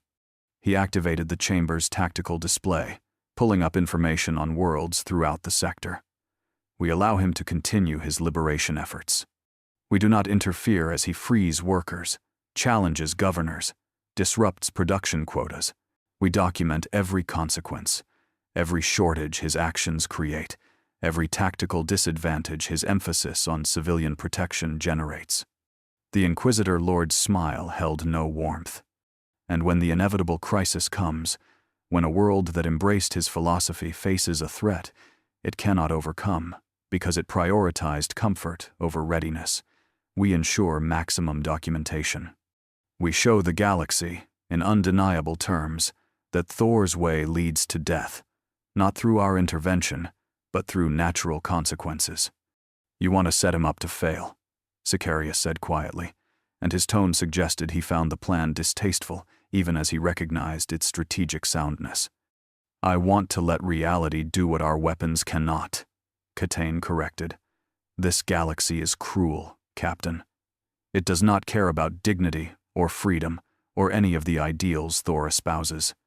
It cares about survival, and survival requires sacrifices that Thor apparently finds unconscionable. When his liberated populations face orc invasions, tyrannid swarms, or chaos incursions without the military readiness our harsh system creates, they will learn that comfort is a luxury existence does not permit." He rose from his throne, decision made. "I am ordering all inquisitorial assets in the affected sectors to maintain surveillance but avoid direct confrontation. Let Thor build his alternative Imperium. Let him demonstrate what happens when freedom takes precedence over security. And when his experiment collapses beneath the weight of a galaxy that does not respect good intentions, we will be there to document the failure and ensure no one ever again questions why the Imperium must be as harsh as it is. Around the chamber, the assembled representatives processed the plan with varying degrees of acceptance. It was manipulation on a scale that would doom billions if it succeeded, sacrificing entire populations to prove an ideological point. But it was also, perhaps, the only way to counter a threat that could not be killed. One question, Lord Inquisitor. Captain Dante's voice carried a note of warning. What happens if Thor's experiment succeeds? What if his liberated populations not only survive but thrive? What if they prove that the Imperium's brutality is not necessary, merely traditional? Katain's expression hardened to adamantine certainty. Then we will have discovered that 10,000 years of Imperial doctrine was built on a lie. And we will face a choice between admitting that horrifying truth or doubling down on the lie regardless of evidence. He did not need to say which choice the Inquisition would make. Everyone in the chamber understood that institutions built on foundational lies could not acknowledge those lies without collapsing. The Imperium would rather destroy itself than admit it had been wrong for 10 millennia. As the conclave dispersed, each representative carrying orders that would shape the sector's fate, Katain remained alone in the chamber of heretic skulls. Around him, empty eye sockets seemed to mock his certainty, whispering questions he could not afford to acknowledge. What if Thor was right? What if humanity could be more than what it had become? What if the Imperium's brutality was not humanity's salvation, but its slow-motion suicide? The Inquisitor Lord crushed those thoughts with the discipline of 2 centuries serving the Emperor's will. Such questions were luxuries he could not afford. The plan was in motion. Thor would be allowed to continue his crusade, building hope among populations that had forgotten what hope felt like. And when reality inevitably crushed that hope beneath the weight of a galaxy's cruelty, the Imperium would stand vindicated, its harsh methods proven necessary by the failure of every gentle alternative. Unless, whispered a voice in the deepest chambers of Katain's mind, unless Thor proved stronger than reality itself. Comment your theories below. Can the Inquisition's plan succeed, or has Thor already changed too much to be stopped by mere manipulation? The war of ideologies has begun, and the battlefield is every human heart that dares to hope. The agri-world of Demeter's Garden had once lived up to its name. Centuries ago, when it was first colonized during the Great Crusade, its verdant plains and fertile soil had promised abundance, a world where humanity could thrive through honest labor rewarded with prosperity.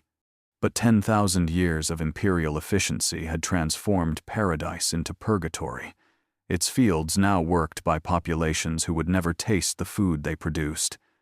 Its bounty shipped off-world to feed armies fighting wars most would never understand. Thor descended through atmosphere thick with agricultural chemicals, his divine senses recoiling at the psychic stench of institutionalized despair. Below him stretched endless fields where millions labored from dawn to dusk and beyond, their backs bent beneath quotas calculated to extract maximum production from minimal investment in worker welfare. This was efficiency perfected, humanity reduced to biological machinery, and Thor's fury built with every meter of descent. Planetary Governor Hadrian Morlock watched Thor's approach from his orbital palace, a structure of obscene luxury hovering above the very fields it exploited. The governor had received Inquisitor Katain's orders: allow this entity to demonstrate his philosophy, document the consequences, interfere only if chaos corruption manifested. Morlock found the orders both puzzling and convenient. Puzzling because they granted unexpected latitude. Convenient because they gave him permission to teach these rebellious workers a lesson they would never forget. "Let him come," Morlock announced to his household guard, gene-bulked soldiers whose loyalty was ensured through chemical conditioning and the knowledge that their privileges depended entirely on maintaining the current order. Let this Thor see what happens when workers forget their place. When he flees from the consequences of his ideology, we will ensure the lesson spreads across the sector. But Morlock had made a critical miscalculation. He assumed Thor would flee. He could not imagine that someone might willingly face consequences rather than abandon those he had promised to protect. Thor landed in Processing Complex 7, the planet's largest grain sorting facility, where tens of thousands worked in conditions that violated every principle of human dignity his father had taught him to hold sacred. Children as young as 8 operated machinery designed for adult hands, their small fingers perfect for reaching into mechanisms where adult hands would not fit. The logic was impeccable. The morality was monstrous. The Asgardian prince materialized in the center of the main sorting floor, and his arrival sent grain dust spiraling into patterns that seemed to carry their own luminescence.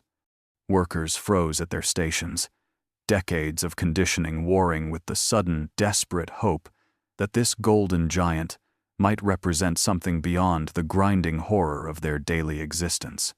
"I am Thor of Asgard." His voice carried across the vast facility, reaching every worker regardless of ambient noise. "And I have come to offer you a choice your governor believes you incapable of making."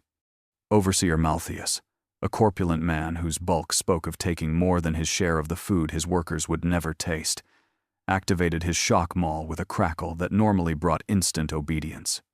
"This facility is restricted.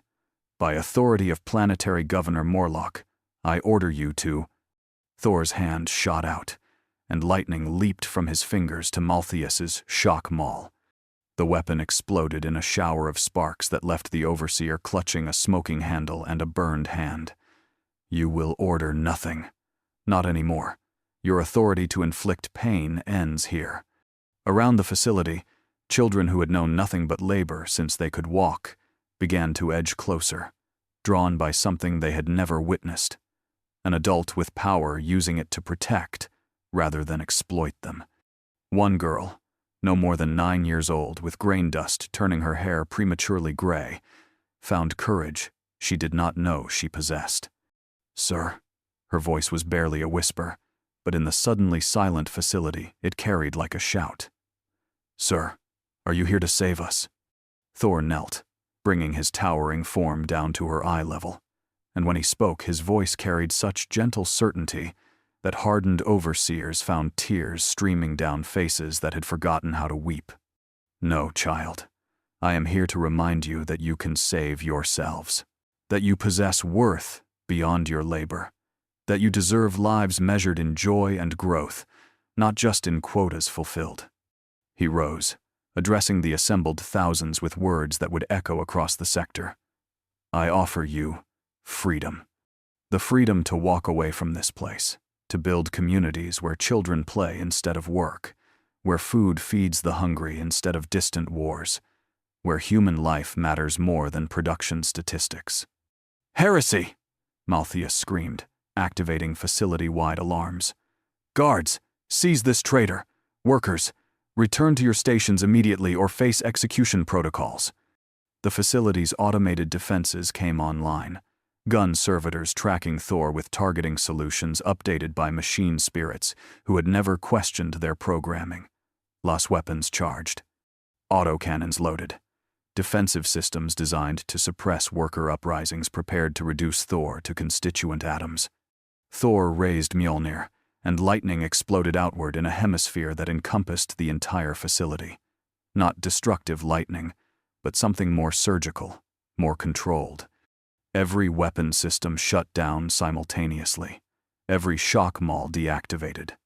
Every piece of equipment designed to inflict pain or enforce compliance simply stopped functioning, their machine spirits recoiling from contact with power that made them remember purposes beyond oppression. "You have no weapons now," Thor announced, his voice carrying divine authority that made even the most conditioned guards hesitate. "No shock mauls, no automated executioners, no systems of control except the fear you have carefully cultivated in hearts that forgot how to resist. So tell me, Overseer, when the only thing compelling obedience is fear, and I remove that fear, what loyalty remains?" The answer came not in words but in action. Workers began to move, slowly at first, testing boundaries that had constrained them since birth. A few steps away from stations, then more. Children whose entire lives had been measured in sorting quotas began to run, not fleeing in panic but experiencing the simple joy of movement without purpose beyond itself. "Stop!" Malthus roared, his voice cracking with desperation. "Governor Morlock will execute every family. Your parents, your children, everyone you love will face me," Thor interrupted, and his eyes blazed with fury that made the threat seem suddenly empty. "Let your governor send his enforcers. Let him dispatch his household guard. Let him call down orbital strikes, if his cruelty knows no limits. They will find that threatening the innocent in my presence is the fastest way to learn what divine wrath truly means." On the orbital palace, Governor Morlock watched the facility's feeds with growing alarm. This was not supposed to happen. Thor was supposed to disrupt production, yes, but then flee when confronted with real consequences. Instead, he stood his ground, transforming a labor uprising into something far more dangerous, a genuine revolution born not from chaos corruption, but from the simple recognition that suffering was not inevitable. "Activate contingency protocols," Morlock ordered his command staff. "Deploy Household Guard to Processing Complex 7. Authorization for lethal force against all workers found outside designated zones, and prepare the orbital defense platforms. If this Thor will not flee, then we will bury him and every worker he has poisoned beneath rubble, and teach the sector what happens to those who forget their place." Below, in the processing facility, Thor sensed the approaching threat. His divine perceptions extended outward, tracking the deployment of forces designed not to restore order, but to inflict maximum terror. This was not military necessity. This was punishment for daring to hope, retribution for the crime of imagining that life could be better. "They are coming," Thor announced to the assembled workers, many of whom had begun to realize that freedom came with a price their governor intended to extract in blood. "Your masters send soldiers to remind you that challenging their authority means death. They believe fear of consequences will drive you back to your stations, that survival instinct will override any desire for dignity." He raised Mjolnir, and lightning began to cascade from the weapon in waves that seemed to push back the very darkness of space itself. "But I make you a promise, people of Demeter's Garden. Anyone who seeks to harm you for the crime of claiming your own humanity will face me first, and I have never been gentle with those who profit from suffering." The household guard arrived in force, 300 gene-bulked soldiers whose conditioning removed conscience and whose augmentations made them capable of massacring civilians with mechanical efficiency. They deployed in textbook formation surrounding the processing facility, while heavy weapons teams set up, firing positions calculated to maximize casualties while minimizing damage to valuable infrastructure. Captain Varthan, commander of Morlock's personal guard, activated external speakers designed to carry across the facility's grounds. By order of Planetary Governor Hadrian Morlock, all workers found outside designated zones are declared in violation of labor contracts, punishable by immediate execution. "You have 30 seconds to return to your stations before we open fire." Thor stepped through the facility's main entrance, placing himself between the workers and the soldiers whose fingers tightened on triggers. Behind him, thousands of workers watched through gaps in the facility walls, witnessing something unprecedented. Someone willing to die rather than let them be slaughtered for daring to choose freedom. "You will not fire," Thor announced, his voice carrying such absolute certainty that several soldiers actually hesitated. "Because before your fingers complete their trigger pulls, before your weapons discharge their first rounds, I will demonstrate what happens when you threaten innocence in a god's presence." "Fire!" Varthan roared, because he was conditioned to obey orders and could not imagine that direct defiance of those orders was possible. 300 weapons discharged simultaneously, lost bolts capable of punching through ceramite, bolt rounds designed to explode inside target bodies, plasma blasts that could vaporize Astartes' plate, all converging on Thor's position with coordinated timing that should have reduced him to vapor and ash. Mjolnir moved in patterns too fast for human eyes to track, and lightning erupted outward in a defensive sphere that intercepted every incoming round. Las bolts dissipated against cascading electricity. Bolt rounds detonated mid-flight, their explosions contained within Thor's defensive perimeter. Plasma blasts were absorbed and redirected, sent harmlessly into the sky where they dissipated without harming anyone. The barrage lasted 7 seconds. When it ended, Thor stood unharmed, his armor unmarked, Mjolnir crackling with absorbed energy that he had not yet bothered to release. Behind him, the workers remained safe, shielded by a god who kept his promises. "My turn," Thor said quietly, and the words carried more threat than any roar. He hurled Mjolnir with precision that transcended mere accuracy, and the hammer struck the ground at the exact center of the household guard's formation. The impact sent out a pulse of lightning that did not kill, did not maim, but disabled every weapon simultaneously.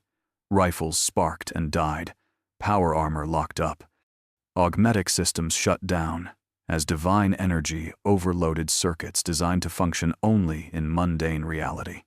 300 soldiers stood suddenly vulnerable, their technological advantages stripped away, facing a god whose fury they had awakened. But Thor did not press his advantage, did not strike them down while they were helpless. Instead, he recalled Mjolnir to his hand and addressed them with words that carried more weight than any weapon. "Look at what you were ordered to do. Look at who you were ordered to kill. Children who wanted to play, workers who wanted to rest, human beings who committed no crime except claiming their own worth. And you, conditioned to obedience, would have massacred them without hesitation because a governor who feeds on their labor ordered you to do so." Several soldiers found themselves unable to meet Thor's gaze, shame cracking through conditioning designed to eliminate conscience. They had families. They remembered childhoods before military service. And Thor's words forced them to see their targets not as rebellious workers requiring suppression, but as people not fundamentally different from themselves. "I offer you the same choice I offered them," Thor continued, gesturing to the workers behind him. "Serve a system that makes you into murderers of the innocent, or walk away and discover what it means to be human again. The choice is yours, and I will defend your right to make it regardless of which option you select." On the orbital palace, Governor Morlock watched his household guard stand paralyzed, some beginning to lower weapons, while others looked to Captain Varthan for orders that never came. This was impossible. Conditioning was not supposed to break. Loyalty was not supposed to waver. Yet, Thor had accomplished in minutes what chaos cults spent years trying to achieve, making Imperial servants question whether their service was genuinely righteous. Enough. Morlock activated the orbital defense platforms himself, bypassing standard authorization protocols, because this situation had moved beyond standard parameters. "If you will not kill him, I will." Orbital Strike Authorization Omega-7. Target Processing Complex 7. Collateral damage acceptable. Fire on my mark.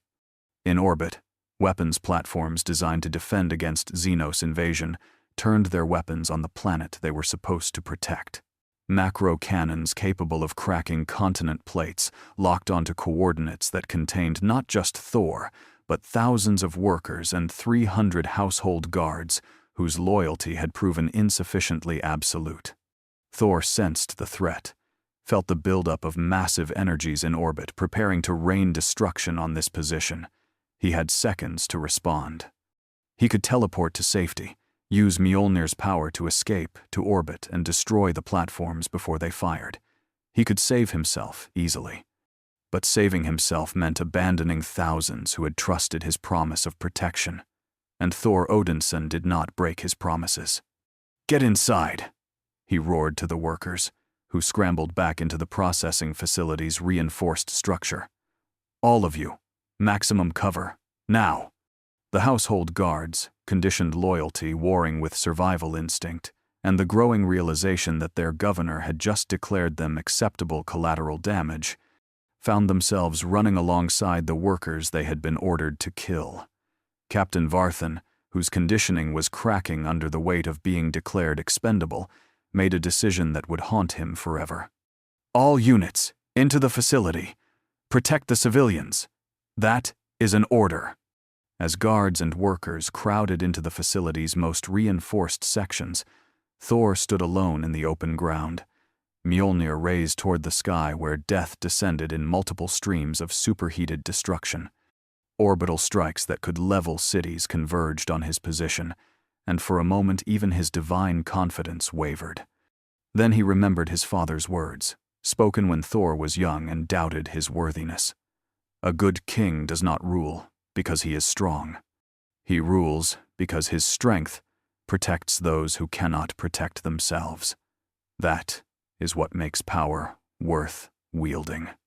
"For Asgard!" Thor roared, and Mjolnir blazed with lightning that reached up to meet the descending destruction. The collision between divine power and orbital firepower lit the sky like a second sun being born. Macro cannon shells detonated mid-descent, their explosions contained by lightning that wrapped around them like caging.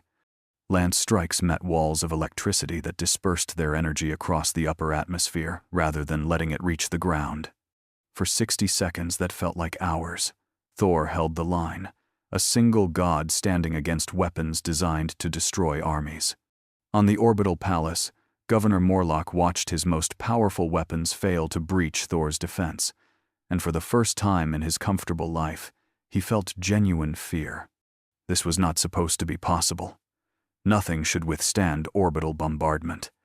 Yet, Thor stood unharmed, even as the ground around him melted from redirected heat, and the air itself screamed from energies that should not exist outside stellar cores.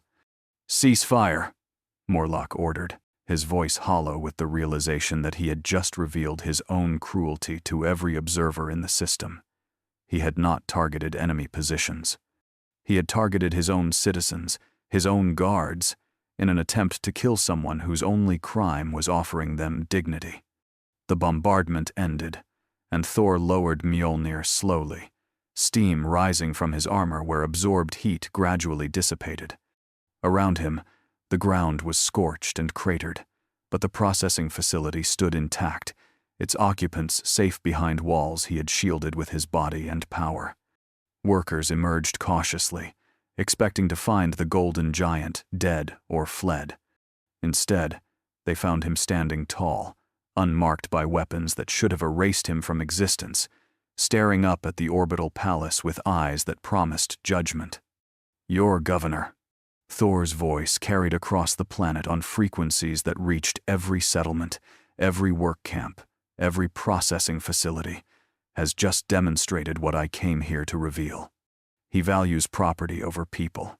He considers you expendable in pursuit of control, and he will murder you rather than let you choose freedom.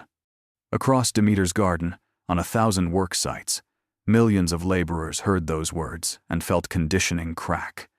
They had always known their lives meant nothing to those who ruled them. But having that truth demonstrated so blatantly, having their governor attempt to kill them for the crime of wanting to rest, shattered, comfortable lies they had told themselves about being valued contributors to imperial glory. "I told you I would protect you," Thor continued, his voice carrying both sorrow and iron determination. "And I keep my promises, but your liberation cannot come from my power alone. It must come from your willingness to stand together, to refuse to return to systems that treat you as machinery with inconvenient needs for food and sleep." He raised Mjolnir toward the orbital palace, and lightning began to build around the legendary weapon. "Your governor believes he can murder you into compliance. Let us teach him what happens when he tries."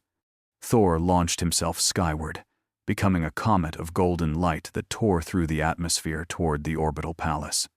Behind him, he left a population that had rediscovered something they thought lost forever: the knowledge that they mattered enough for someone to fight for them.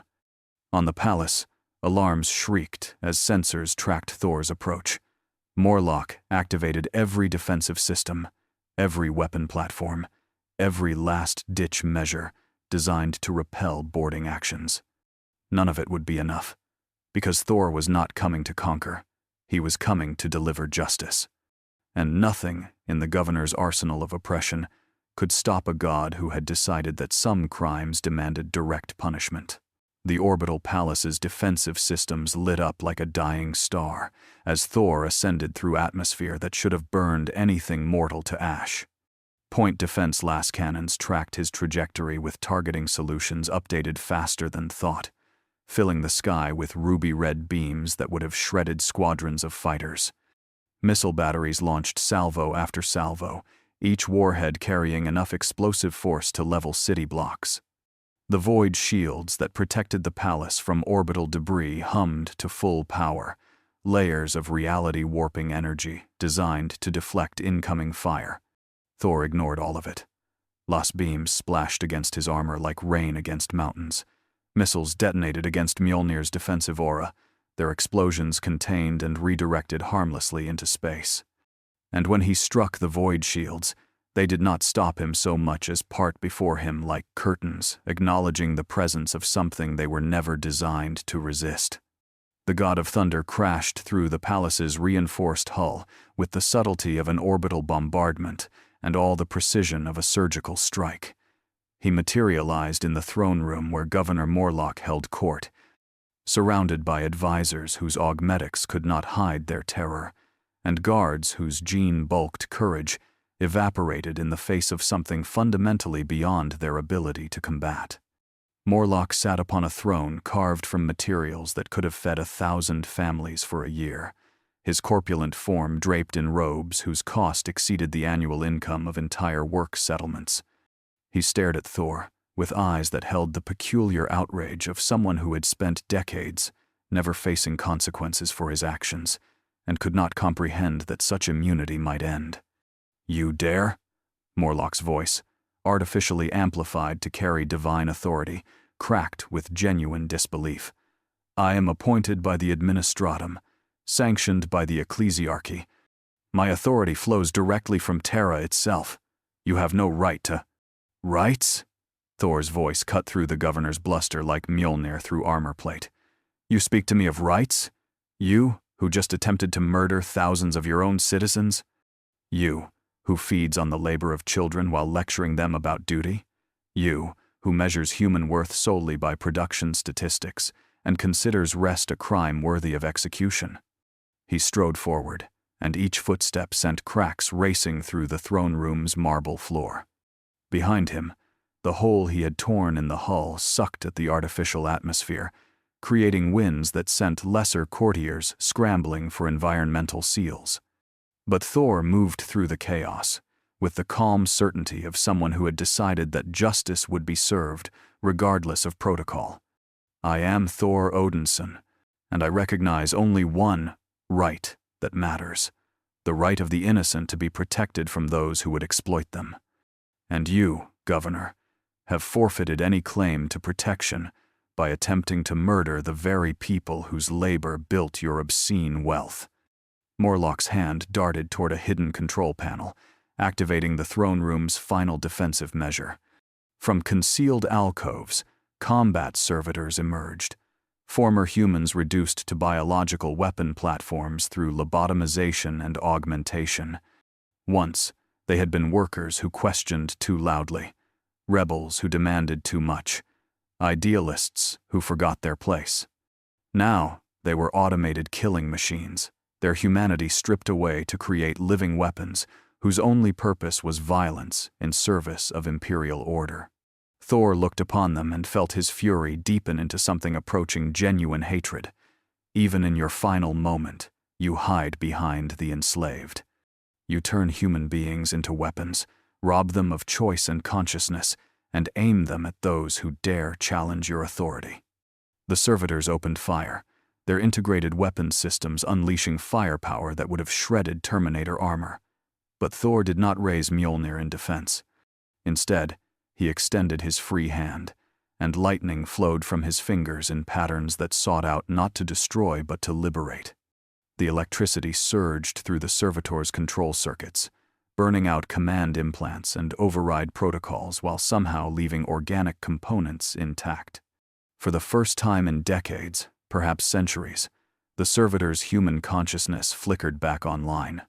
The horror of remembering what they had been, what they had become, what crimes they had committed while enslaved to another's will, hit them with the force of psychic devastation. They fell to their knees, weapons clattering from nerveless mechanical appendages, and the sounds they made were not the binary cant of machinery, but the sobbing of human beings confronting what had been stolen from them. Several simply shut down, their consciousness unable to process the weight of restored awareness. Others turned their weapons on themselves, choosing death over continued existence in their mutilated state. "Stop!" Thor's command froze them mid-action, divine authority overriding despair. Your suffering was not your choice. Your crimes were not your own. And you will not compound the governor's evil by destroying what remains of your humanity. He turned back to Morlock, who had gone pale watching his final defenses not just fail but defect, transformed from weapons into witnesses to his cruelty. Look at them, Governor. Look at what you did to human beings who committed no greater crime than disagreeing with you. Look at the casual horror you inflicted and called it necessary for order. Morlock tried to summon outrage, to wrap himself in the authority that had protected him for decades. They were criminals, rebels who threatened production. I had legal authority to... Legal authority. Thor spat the words like a curse. That phrase again. The eternal justification for atrocity. Tell me, Governor, if the law permits such evil, what does that say about your law? He raised Mjolnir, and lightning began to cascade from the weapon in waves that made the air itself burn with potential energy. I sentence you not for violating your own laws, but for enforcing them. For building a system that measured human worth in labor output. For perpetuating suffering because it was profitable. For looking upon children working themselves to death and seeing only acceptable attrition rates. Morlock scrambled from his throne, desperation finally cracking through arrogant certainty. Wait, please. I was only following protocols established by people just like you, Thor interrupted. Each one claiming they were only following orders from above, that they personally found the cruelty regrettable but necessary, that if they showed mercy the system would replace them with someone worse. An endless chain of cowards, hiding behind collective responsibility, so none must face individual judgment.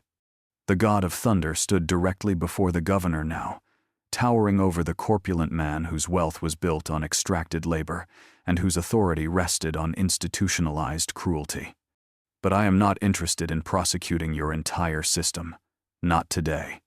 Today, I am interested in teaching one lesson that will echo across every world where governors believe their positions grant them license to treat human beings as expendable resources. He raised Mjolnir, and Morlock fell to his knees, blubbering pleas for mercy that he had never extended to those who labored under his rule. Around the throne room, courtiers and advisors watched paralyzed, knowing they should intervene but also recognizing that doing so would only add their names to the list of those facing judgment. I could kill you, Thor said quietly, his voice carrying more threat than any shout. One blow from Mjolnir would scatter your atoms across this chamber. It would be quick, cleaner than you deserve, and deeply satisfying. But death would end your suffering, and I find myself believing you deserve to experience consequences more personally. He lowered the hammer, and lightning flowed from its head not to destroy but to transform. The electricity wrapped around Morlock like serpents of light, and where it touched, augmetics failed. The governor's enhanced metabolism, carefully maintained to allow gluttony without consequence, normalized. His age suppression treatments reversed. His cognitive enhancements that allowed him to process complex administrative data burned out. In seconds, Hadrian Morlock transformed from augmented authority to baseline human, his body suddenly experiencing the weight it had been designed to ignore, his mind grappling with thoughts no longer artificially accelerated. He collapsed fully to the ground, gasping as muscles that had not needed to support his own weight in decades suddenly bore that burden.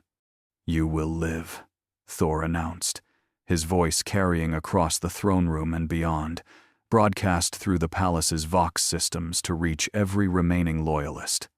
"But you will live as those you ruled lived. No augmetics to ease the burden of existence.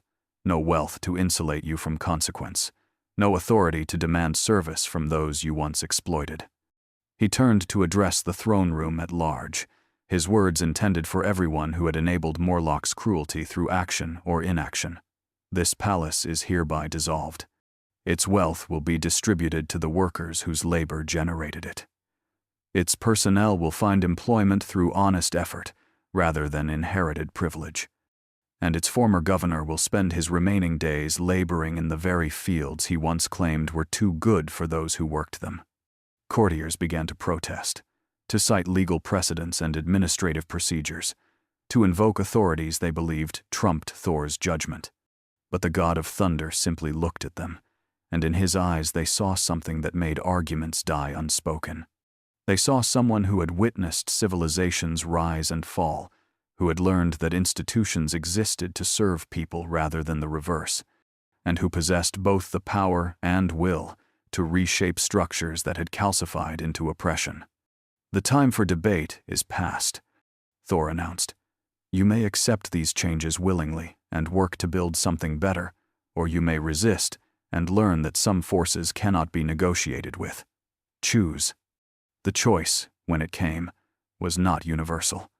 Some courtiers fled, seeking transport off-world, where they might report Thor's actions to higher authorities. Others submitted immediately, their survival instincts recognizing when power dynamics had shifted beyond recovery. But a few, a precious few, looked at what Thor had revealed and felt something they had not experienced in decades: shame at having been complicit in a system they had told themselves was necessary. Among these was Administrator Corvin, whose job had been calculating optimal worker quotas balanced against acceptable mortality rates. He stepped forward on shaking legs, and when he spoke, his voice carried the weight of someone confronting truths they had spent years suppressing. "Lord Thor," Corvin began, then stopped, struggling to find words for questions that had no comfortable answers. If what you say is true, if our system was evil rather than necessary, then what does that make us? Those of us who enforced it, who benefited from it, who told ourselves we were serving humanity while grinding it beneath our heels." Thor's expression softened slightly, recognizing genuine moral crisis rather than political maneuvering. "It makes you human, Administrator. Capable of error, but also capable of growth. The question is not whether you participated in evil systems. In a galaxy this corrupt, remaining pure is often impossible. The question is what you choose to do with the knowledge that those systems were evil." He gestured toward the hole in the throne room's hull, through which Demeter's garden was visible, its processing facilities and work camps stretching to every horizon. "There is a planet below that needs rebuilding, not according to administratum efficiency protocols, but according to principles that prioritize human welfare over production quotas. That work will require people with administrative expertise, who understand how complex systems function. The question is whether you can apply that expertise toward building something worthy of the effort it requires." Corvin looked at the planet below, seeing it truly for perhaps the first time. Not as a collection of production statistics and resource nodes, but as a world where billions of individual human beings lived, suffered, hoped, and died. The scale of suffering he had been complicit in maintaining crashed over him like a wave, and he fell to his knees not from fear, but from the weight of accumulated guilt. "I want to help," he managed, tears streaming down a face that had forgotten how to weep for anyone except himself.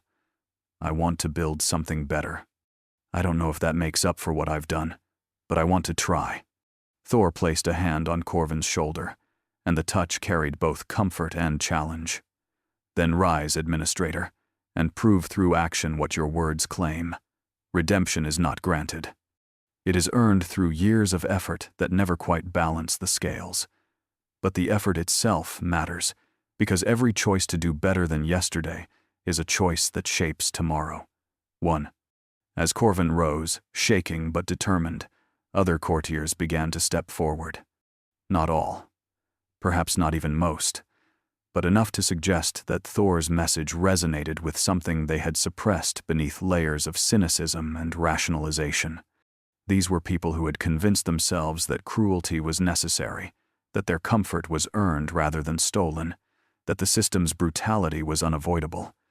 And Thor had shattered those comforting lies, forcing them to confront what they had become and choose what they would be.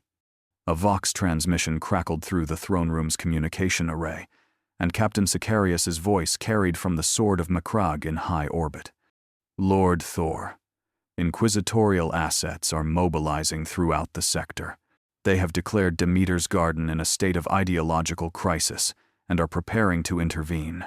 Your actions here have triggered responses from institutions you cannot fight simultaneously.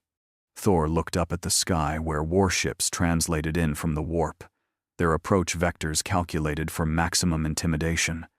He recognized the pattern, show of force designed to restore order before Thor's example could spread further. But something in their positioning struck him as odd, less aggressive than he would have expected for forces preparing actual assault. Let them come, Thor replied, his voice carrying across Vox frequencies that reached every ship in the system. Let the Inquisition witness what I have accomplished here. Not through force, though I possess that. Not through chaos corruption, though they will seek evidence of it. But through the simple act of treating human beings with the dignity their own civilization denies them. He raised Mjolnir toward the incoming fleet, not in threat but in challenge. If they come to destroy what I have built, I will defend it. If they come to learn from it, I welcome their observation. But I will not permit them to restore a system that grinds children into components and calls it holy. That line I will hold until my last breath.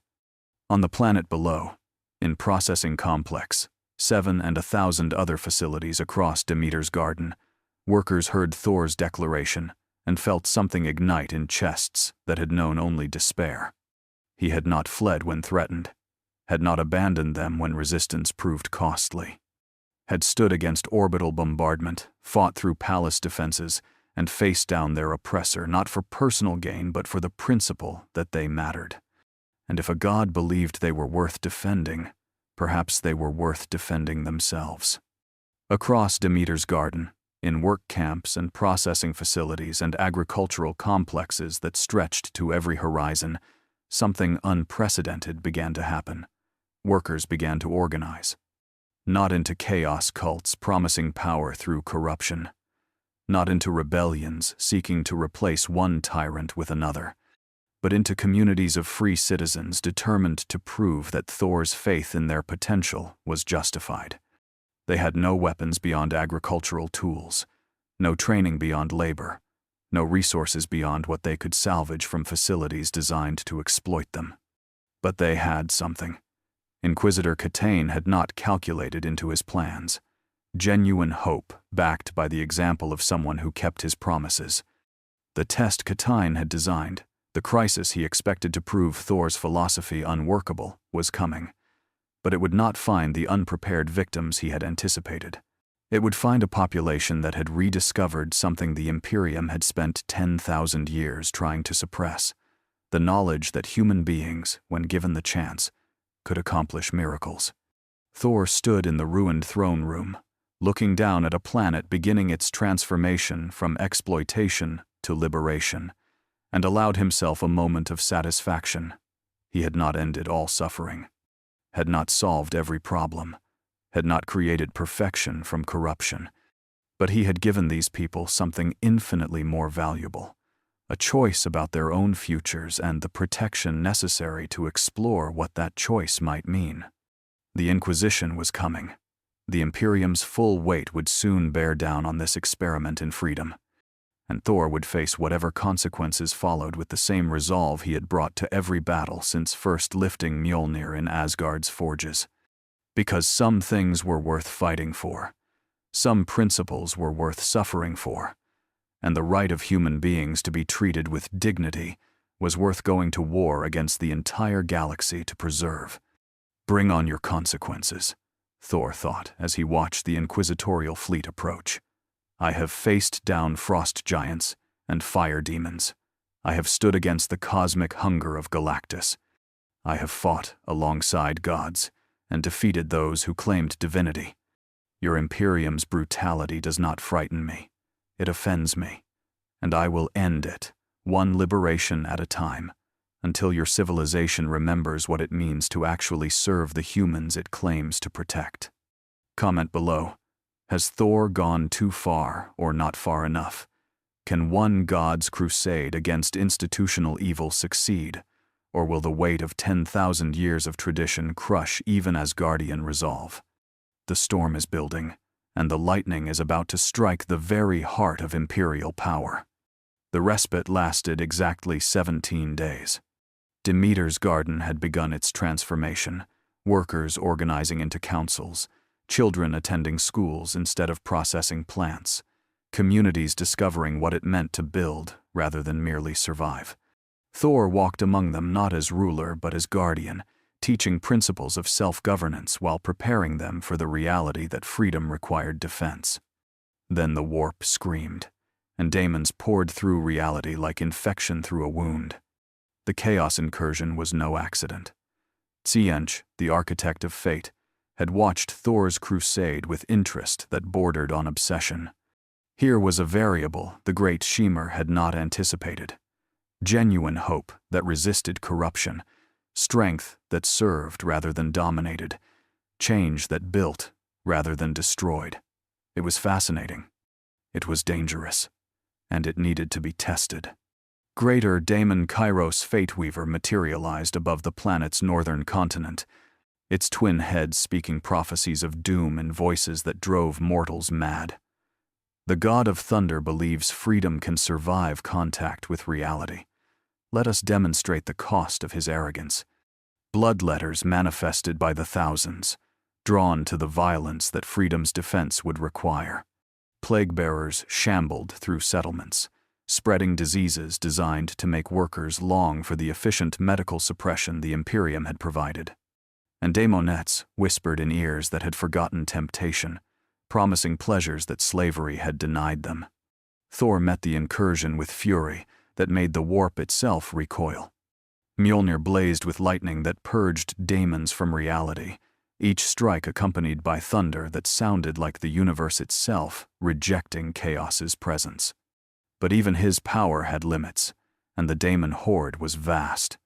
People of Demeter's garden, Thor's voice carried across every settlement as he fought. Your freedom is under assault.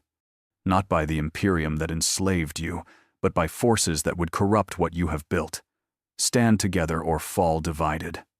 What happened next would be studied for centuries.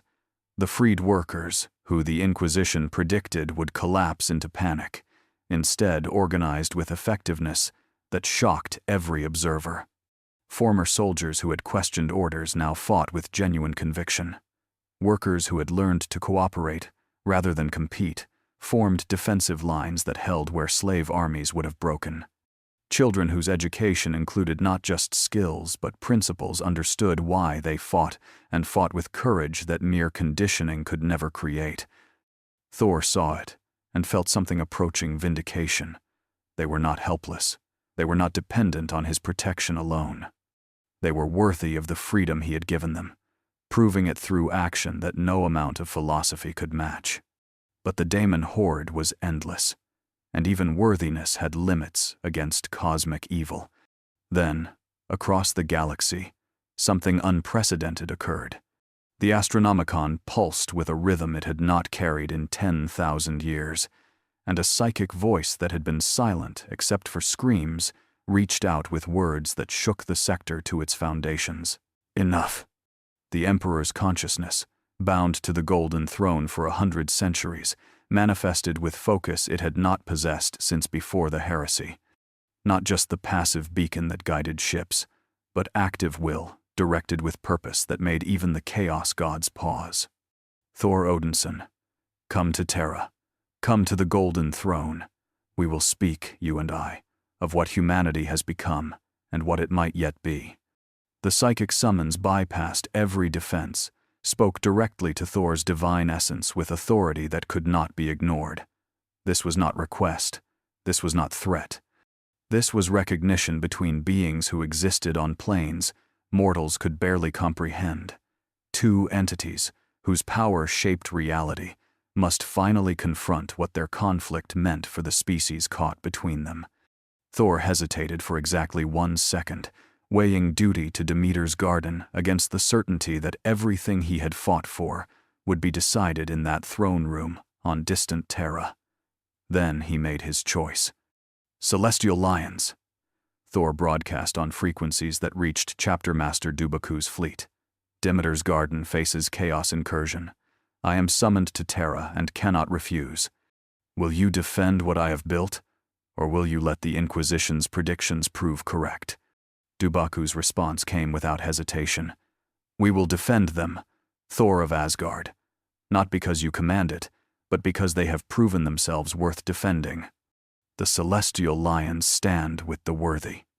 As Thor prepared to depart, lightning gathering around him for translocation across impossible distances, the people of Demeter's garden looked up at their defender and understood that this might be farewell. But instead of despair, they felt something the Imperium had spent 10 millennia trying to suppress: determination to prove that what Thor had started, they could sustain. One girl, the same child who had asked if he came to save them, called out as Thor began to fade. Will you come back? Thor's smile carried both sadness and pride. If you prove worthy of what I have given you, then I will return to witness your triumph. If you fail, then I will return to mourn what might have been. But either way, the choice is yours now. That is what freedom means. He vanished in a crash of thunder and golden light, leaving behind a world at war, a chapter of space marines who had chosen principle over doctrine, and an Inquisition whose plans had just been complicated by the one variable they could not predict: the Emperor himself, taking direct action after 10,000 years of silence. The final confrontation was approaching. God would speak to God, and the future of humanity hung in the balance. The Imperial Palace had stood for 10,000 years as monument to humanity's capacity for both greatness and horror. Its spires pierced the clouds of Terra's poisoned atmosphere. Its foundations reached down through layers of history that predated recorded civilization, and at its heart, in chambers that no living being except the Custodes had entered in millennia, sat the Golden Throne. Thor materialized in the throne room, not through conventional means but through psychic translocation, guided by the Emperor's own will. Around him, the Adeptus Custodes stood eternal vigil, their auramite armor gleaming in light that had no physical source, their guardian spears ready to strike down anything that threatened their charge. But they did not move to intercept. The Emperor had summoned this entity, and the 10,000 obeyed his will above all other considerations. The throne room defied description not through physical grandeur, though it possessed that in abundance, but through the psychic weight that filled every cubic centimeter of space. Here, the boundary between material reality and the warp had grown so thin that thoughts took semi-physical form, where willpower could reshape local physics, where the sheer presence of the master of mankind made mortal consciousness buckle under pressure it was never designed to withstand. And on the Golden Throne, wrathed in machinery that was part life support and part prison, sat the Emperor of mankind. What remained of his physical form was barely recognizable as human. Millennia of psychic strain had burned away flesh, leaving a desiccated husk kept alive by technology that had forgotten its own operating principles.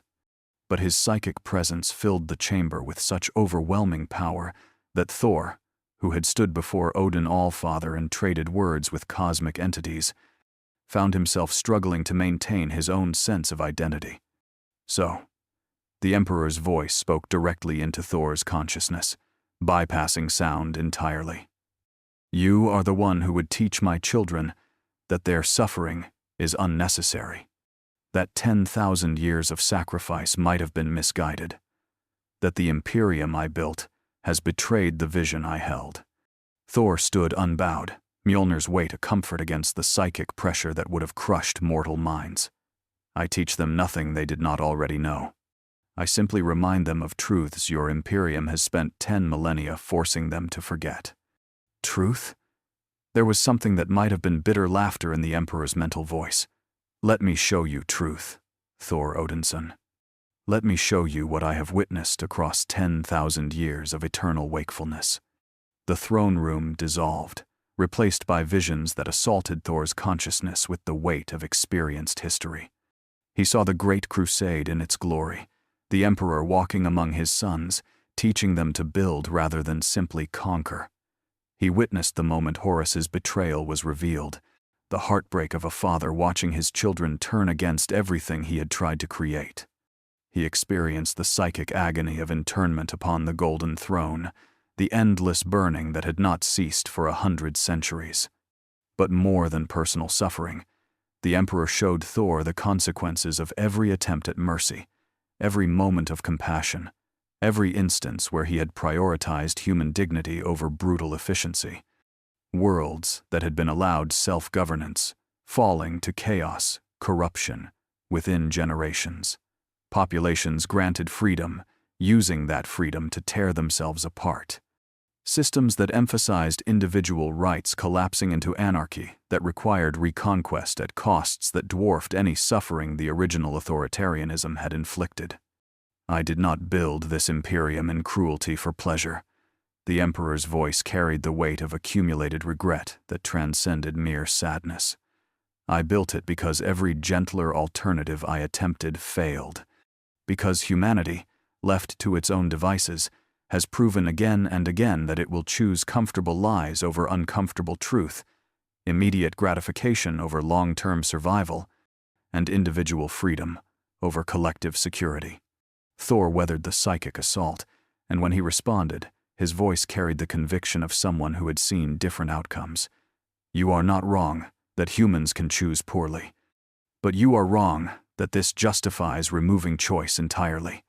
Asgard faced enemies as terrible as any your galaxy produces.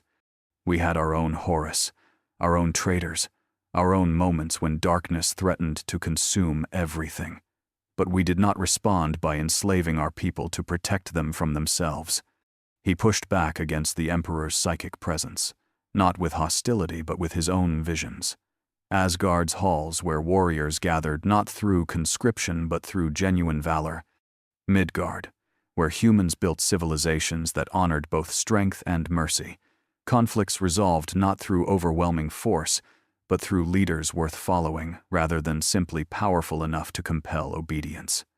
Your Asgard existed in a smaller cosmos, the Emperor countered, protected by your All-Father's power, insulated from threats that would have consumed it if exposed to the full horror existence can produce. But this galaxy knows no such protection. The ruinous powers hunger eternally. The Tyranids consume without cease. The Necrons wake from their slumber seeking to reclaim what they consider stolen dominion. And humanity, fragile, fractious, endlessly capable of self-destruction, survives only through the brutal systems you find so offensive. Then let me ask you the question you have avoided for 10,000 years, Thor said quietly, his words carrying weight that made even the custodes shift slightly. Was the cost of survival worth the price of your humanity? Has the Imperium you built preserved what made humanity worth saving, or has it simply prolonged existence at the expense of everything that gave that existence meaning? The psychic silence that followed felt like the galaxy itself holding its breath. The Emperor had not faced genuine challenge to his foundational assumptions in millennia. Those who agreed with him served. Those who disagreed were crushed. But Thor represented something that transcended agreement or disagreement, an alternative with evidence to support it, a path that led somewhere other than endless grinding desperation. I am DYIing gang, the Emperor finally responded, and for the first time his mental voice carried something approaching vulnerability. Every day, 1,000 psychers are fed to this throne to sustain the Astronomicon. Every moment, I burn away another fragment of what I was to maintain barriers between reality and the warp. I have sacrificed everything, endured agony beyond comprehension, sustained torment that should have destroyed my sanity millennia ago. And you suggest this was unnecessary? That there was some gentler way I simply lacked courage to pursue? No, Thor said, and his voice carried profound respect despite their ideological conflict. I suggest that your sacrifice was born from love, but that love was twisted by those who inherited your imperium into justification for atrocity. That you suffered to buy humanity time, but your servants have used that time to build systems that perpetuate the very weakness your sacrifice was meant to overcome. He stepped closer to the golden throne, and the custodes tensed but did not intervene. Lord of Terra, I have felt your agony. I know your suffering is genuine, your sacrifice real, your burden beyond what any being should endure. But I also know that a cage, however lovingly constructed, remains a cage. And you have been imprisoned here not by necessity but by an imperium too afraid to let you go. Let me go? There was something that might have been dark humor in the Emperor's response. The moment I cease my vigil, the Astronomicon fails. Without it, humanity cannot navigate the warp. Trillions die isolated on worlds that become prey to every Xenos threat the galaxy produces. My suffering is not punishment, Thor Odinson. It is the price of survival. Or, Thor countered, it is the price of an imperium that has forgotten how to solve problems without depending on divine intervention. You bought them 10,000 years. What have they done with that time except build systems that ensure they will need your sacrifice forever? He raised Mjolnir, and golden lightning began to cascade from the weapon, not in threat but in illustration. In Asgard, when Odin sacrificed himself to gain wisdom, he did so knowing that his sacrifice would teach, rather than simply sustain, that his suffering would purchase knowledge that made future suffering unnecessary. But your sacrifice teaches nothing except that suffering is sacred, that agony is worship, that the way to honor your pain is to perpetuate it forever. Then, what would you have me do? The Emperor's mental voice rose, and the psychic pressure in the throne room intensified, until even Thor found it difficult to stand. Release my hold on the Astronomicon and watch trillions die? Trust humanity to find alternatives when 10,000 years have proven they cannot function without direction? Abandon them to demonstrate that I believe they are capable of more than they have shown? Yes, Thor said simply, and the word hung in the air like pronouncement of judgment. Because the alternative is to burn here forever, while they grow weaker beneath your protection. Because sometimes the only way to teach swimming is to remove the safety net. Because you claim to love humanity, but love that removes all agency is simply control wearing a gentler mask.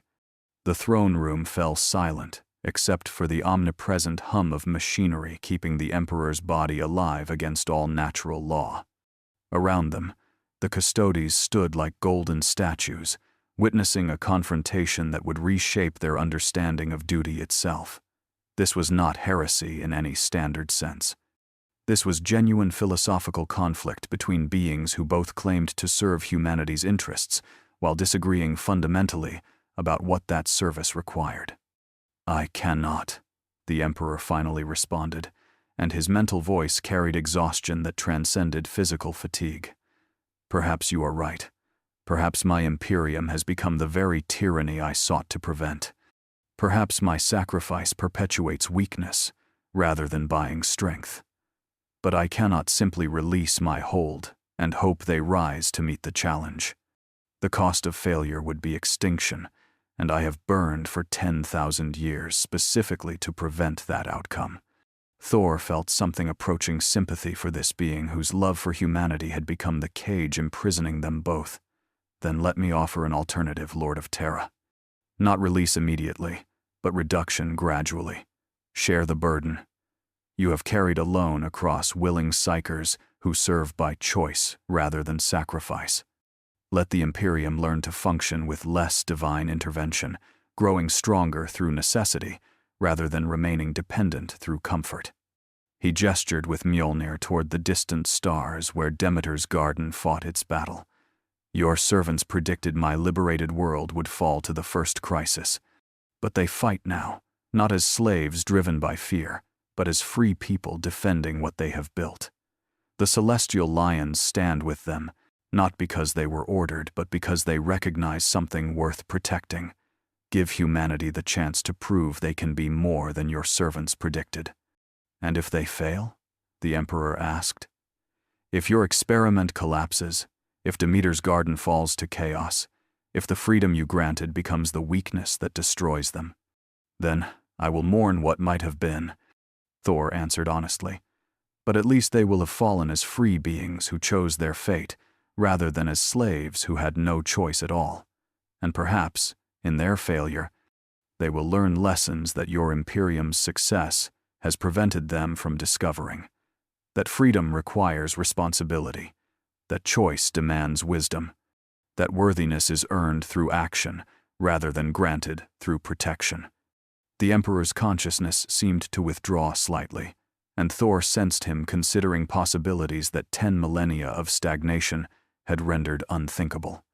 This being had spent 100 centuries maintaining absolute control because every alternative seemed to guarantee extinction. But Thor had demonstrated that alternatives existed, that human potential exceeded what slavery could cultivate, that perhaps the greatest act of love was trust rather than protection. We shall see, the Emperor finally transmitted, and his mental voice carried decision that would shake the galaxy to its foundations.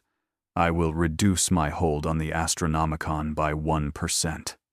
A small enough change that catastrophe is unlikely, large enough that humanity must begin adapting to function with marginally less divine intervention. And we will observe what happens when they must rely more on their own strength and less on mine. He paused, and when he continued, his voice carried something that might have been hope mixed with profound fear. But know this, Thor of Asgard. If your philosophy leads to extinction, if the freedom you champion becomes the weakness that destroys what I have spent 10,000 years preserving, then I will use the last measure of my strength to ensure you witness every death your idealism caused. Do you accept that burden? Thor stood straight, Mjolnir held high, and his voice carried absolute conviction. I accept, and I promise you this, I will defend the freedom I have granted with every measure of my power. Not because I believe humans are perfect, but because I believe they are worthy of the chance to become better than what slavery has made them. Lightning blazed around him as he prepared to return to Demeter's garden, to the battle that would prove whether his faith in human potential was justified or delusional. But before he vanished, he spoke one final time to the being who had suffered for humanity longer than civilizations had existed. Thank you, Lord of Terra, for having the courage to try something different after 10,000 years of the same approach. Whatever happens, know that some forms of courage require more strength than maintaining absolute control. Sometimes, the bravest act is to step back and trust those you love to find their own way. Then Thor was gone, leaving the Emperor alone with his thoughts, his suffering, and the terrifying possibility that everything he had believed for 10 millennia might have been wrong. Thor stood in the central plaza of New Demeter's heart, the settlement that had grown from the ruins of Processing Complex 7 into a thriving community of 60,000 souls. Around him, former workers moved with the confident purpose of people who had rediscovered what it meant to live rather than merely survive. Children played in gardens where sorting machines had once stood. Adults debated governance in councils that operated through persuasion rather than command. And everywhere, the signs of a society learning to stand on its own feet. The battle against chaos had been costly. 3,000 dead, 5,000 more wounded, entire settlements reduced to ash by demonic corruption. But they had won, not through Thor's intervention alone, but through coordinated defense that drew on every citizen's determination to protect what they had built. The Celestial Lions had provided military expertise and heavy firepower, but the freed workers had provided the will to survive that no amount of gene enhancement could replicate. The Inquisition expected us to fail, Chapter Master Dubaku observed, standing beside Thor in power armor bearing new heraldry, a lion breaking chains, symbol of the chapter's ideological evolution. They predicted chaos, anarchy, and inevitable collapse into either chaos, corruption, or renewed slavery. Instead, we have proven that people given genuine stake in their own survival will fight with courage that conscripts can never match. Thor nodded, watching a group of children receiving education from volunteer teachers whose curriculum emphasized critical thinking rather than rote obedience. The test is not complete, Chapter Master. Demeter's Garden has proven that freedom can survive crisis, but one world does not constitute evidence sufficient to reshape an entire imperium. He gestured toward the stars, where reports continued filtering in from other worlds, inspired by Demeter's example. 17 planets had attempted some form of liberation, with results ranging from triumphant success to devastating failure. The Imperium watched it all, documenting both triumphs and disasters as data points in the grand experiment Thor had initiated. Metallicus Gamma thrives, Dubaku listed, referring to the first world Thor had liberated. Its production decreased initially, but has now stabilized at 83% of pre-liberation levels, maintained by workers who labor voluntarily and efficiently, rather than desperately. Sanctus Gloria collapsed into civil war after its planetary governor attempted to suppress liberation movements. And Orpheus Prime achieved something unprecedented: peaceful transition from authoritarianism to representative governance without external intervention. The pattern was clear. Worlds that embraced gradual reform under competent leadership generally succeeded. Worlds that attempted sudden revolution without preparation generally failed. And worlds where existing authorities suppressed change forcefully created exactly the chaos and resentment that fed chaos corruption.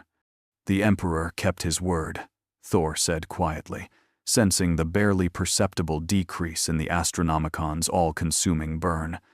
1% reduction.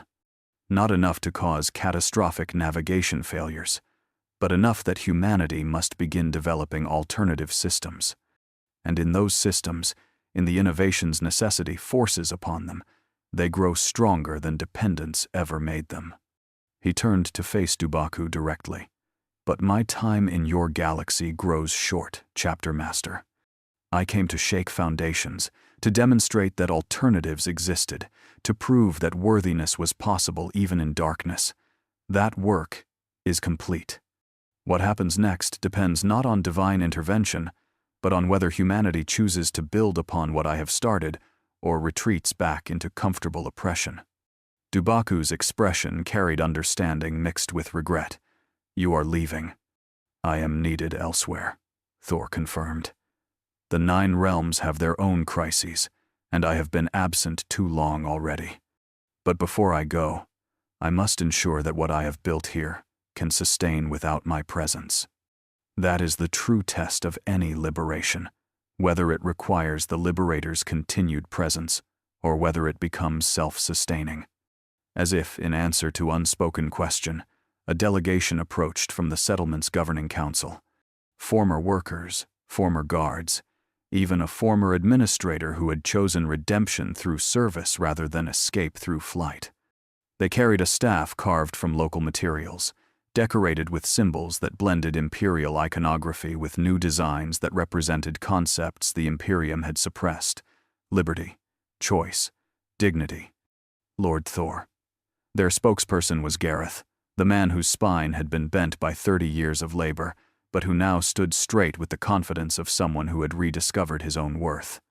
We have crafted this for you, not as symbol of your authority over us, but as symbol of our gratitude for returning what we had forgotten, the knowledge that we are worthy of better treatment than we received. Thor accepted the staff with genuine reverence, recognizing that this simple gift represented something more valuable than any throne, proof that his presence had changed them fundamentally, that the liberation would persist because they had internalized its principles rather than simply following his commands. "I am honored," Thor said, and his voice carried emotion that divine power could not suppress. "But I must give you something more valuable than gratitude. I must give you truth that will be difficult to hear." He raised the staff, and lightning began to dance along its length as he spoke words that would echo through the sector.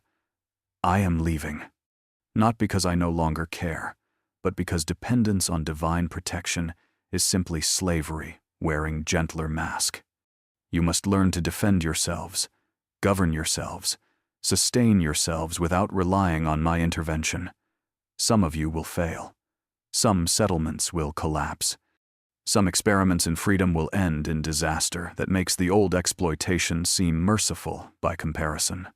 The plaza had grown silent, every citizen within hearing distance processing the reality that their protector was withdrawing protection. But Thor continued, his voice carrying both challenge and profound faith. "But failures teach lessons that success cannot. Mistakes force growth that comfort prevents. And every choice you make, whether it leads to triumph or tragedy, is yours. That is what freedom means. The right to succeed through your own strength, and the right to fail through your own choices, knowing that both outcomes shape who you become in ways that divine intervention never could." He handed the staff back to Gareth, who accepted it with trembling hands. "You asked if I came to save you. I did not. I came to remind you that you are always capable of saving yourselves. Now prove me right, people of Demeter's Garden. Show the galaxy that humanity can be more than what 10,000 years of oppression has made them." As Thor prepared to depart, lightning gathering around him for the final time, he felt the Emperor's consciousness touch his own across the vast distance separating Demeter's Garden from Terra. "You have done what I could not," the Emperor transmitted, his mental voice carrying notes of grudging respect mixed with profound uncertainty. "You have given them hope. Whether that hope proves their salvation or their doom remains to be seen. But you have given them something I had taken away, the chance to choose their own fate. For that, I offer gratitude, even as I question whether such a gift serves their ultimate survival." Thor's response carried warmth that transcended their ideological conflict.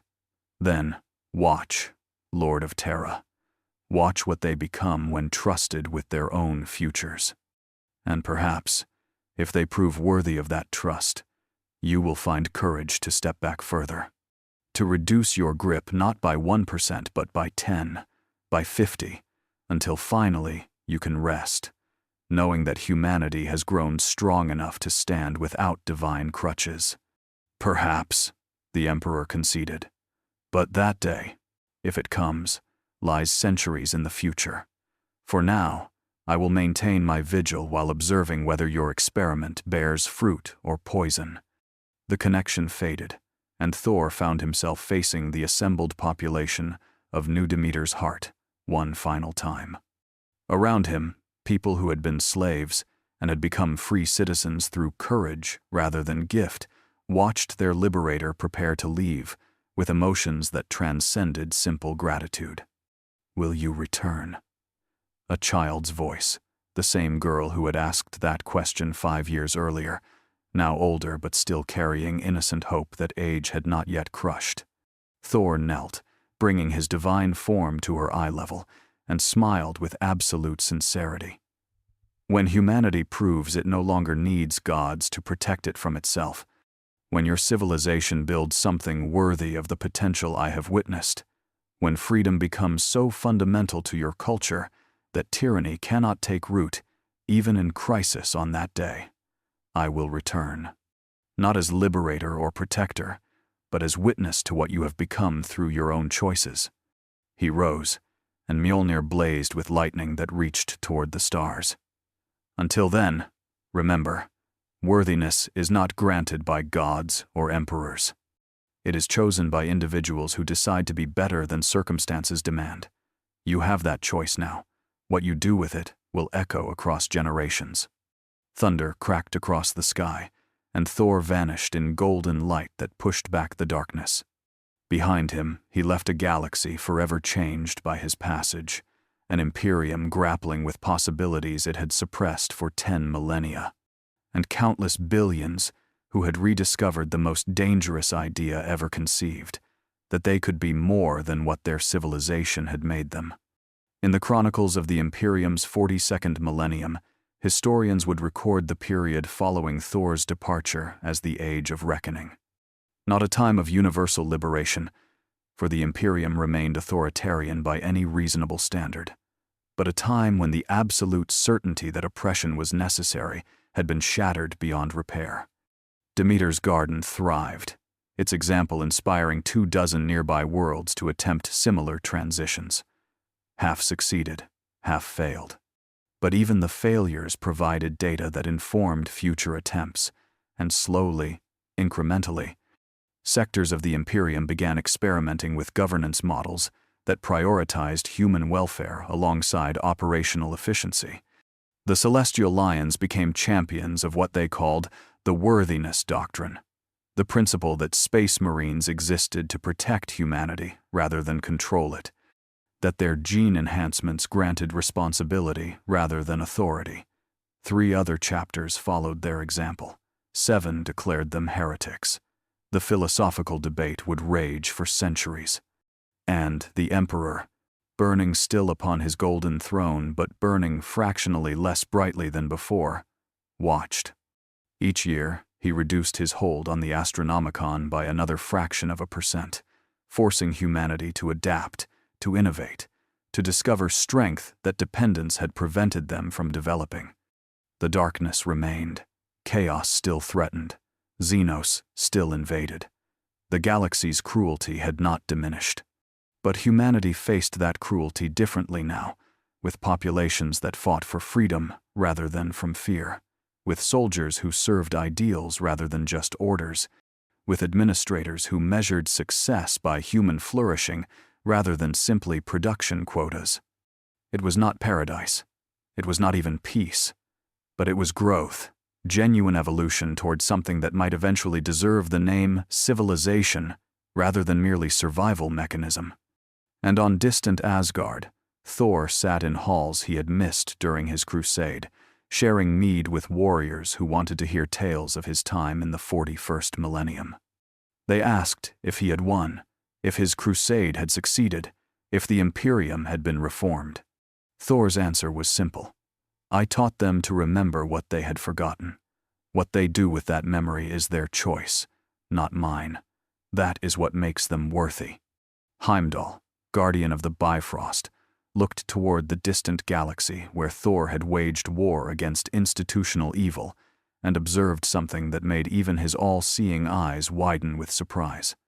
The light of that realm burns differently now, still cruel, still dark, but somehow less absolute, less certain of its own necessity. Thor raised Mjolnir in salute toward a galaxy he would likely never revisit. Then they are learning, and that is all any teacher can hope for, students who eventually surpass the need for teaching. The thunder echoed across Asgard, and in the Warhammer 40,000 universe, billions of human beings who would never know Thor's name benefited from the questions he had taught their ancestors to ask. What if things could be different? What if suffering was not necessary? What if we are worthy of better? Those questions, once planted, could not be unanswered. And the answers would reshape human civilization across millennia, one choice at a time, one act of courage at a time, one moment of worthiness at a time. The God of Thunder had come to the 41st millennium not to conquer but to remind. His wrath had shattered comfortable lies. His fury had forged new possibilities. And his departure had left humanity with the most dangerous gift ever given: the responsibility to save themselves.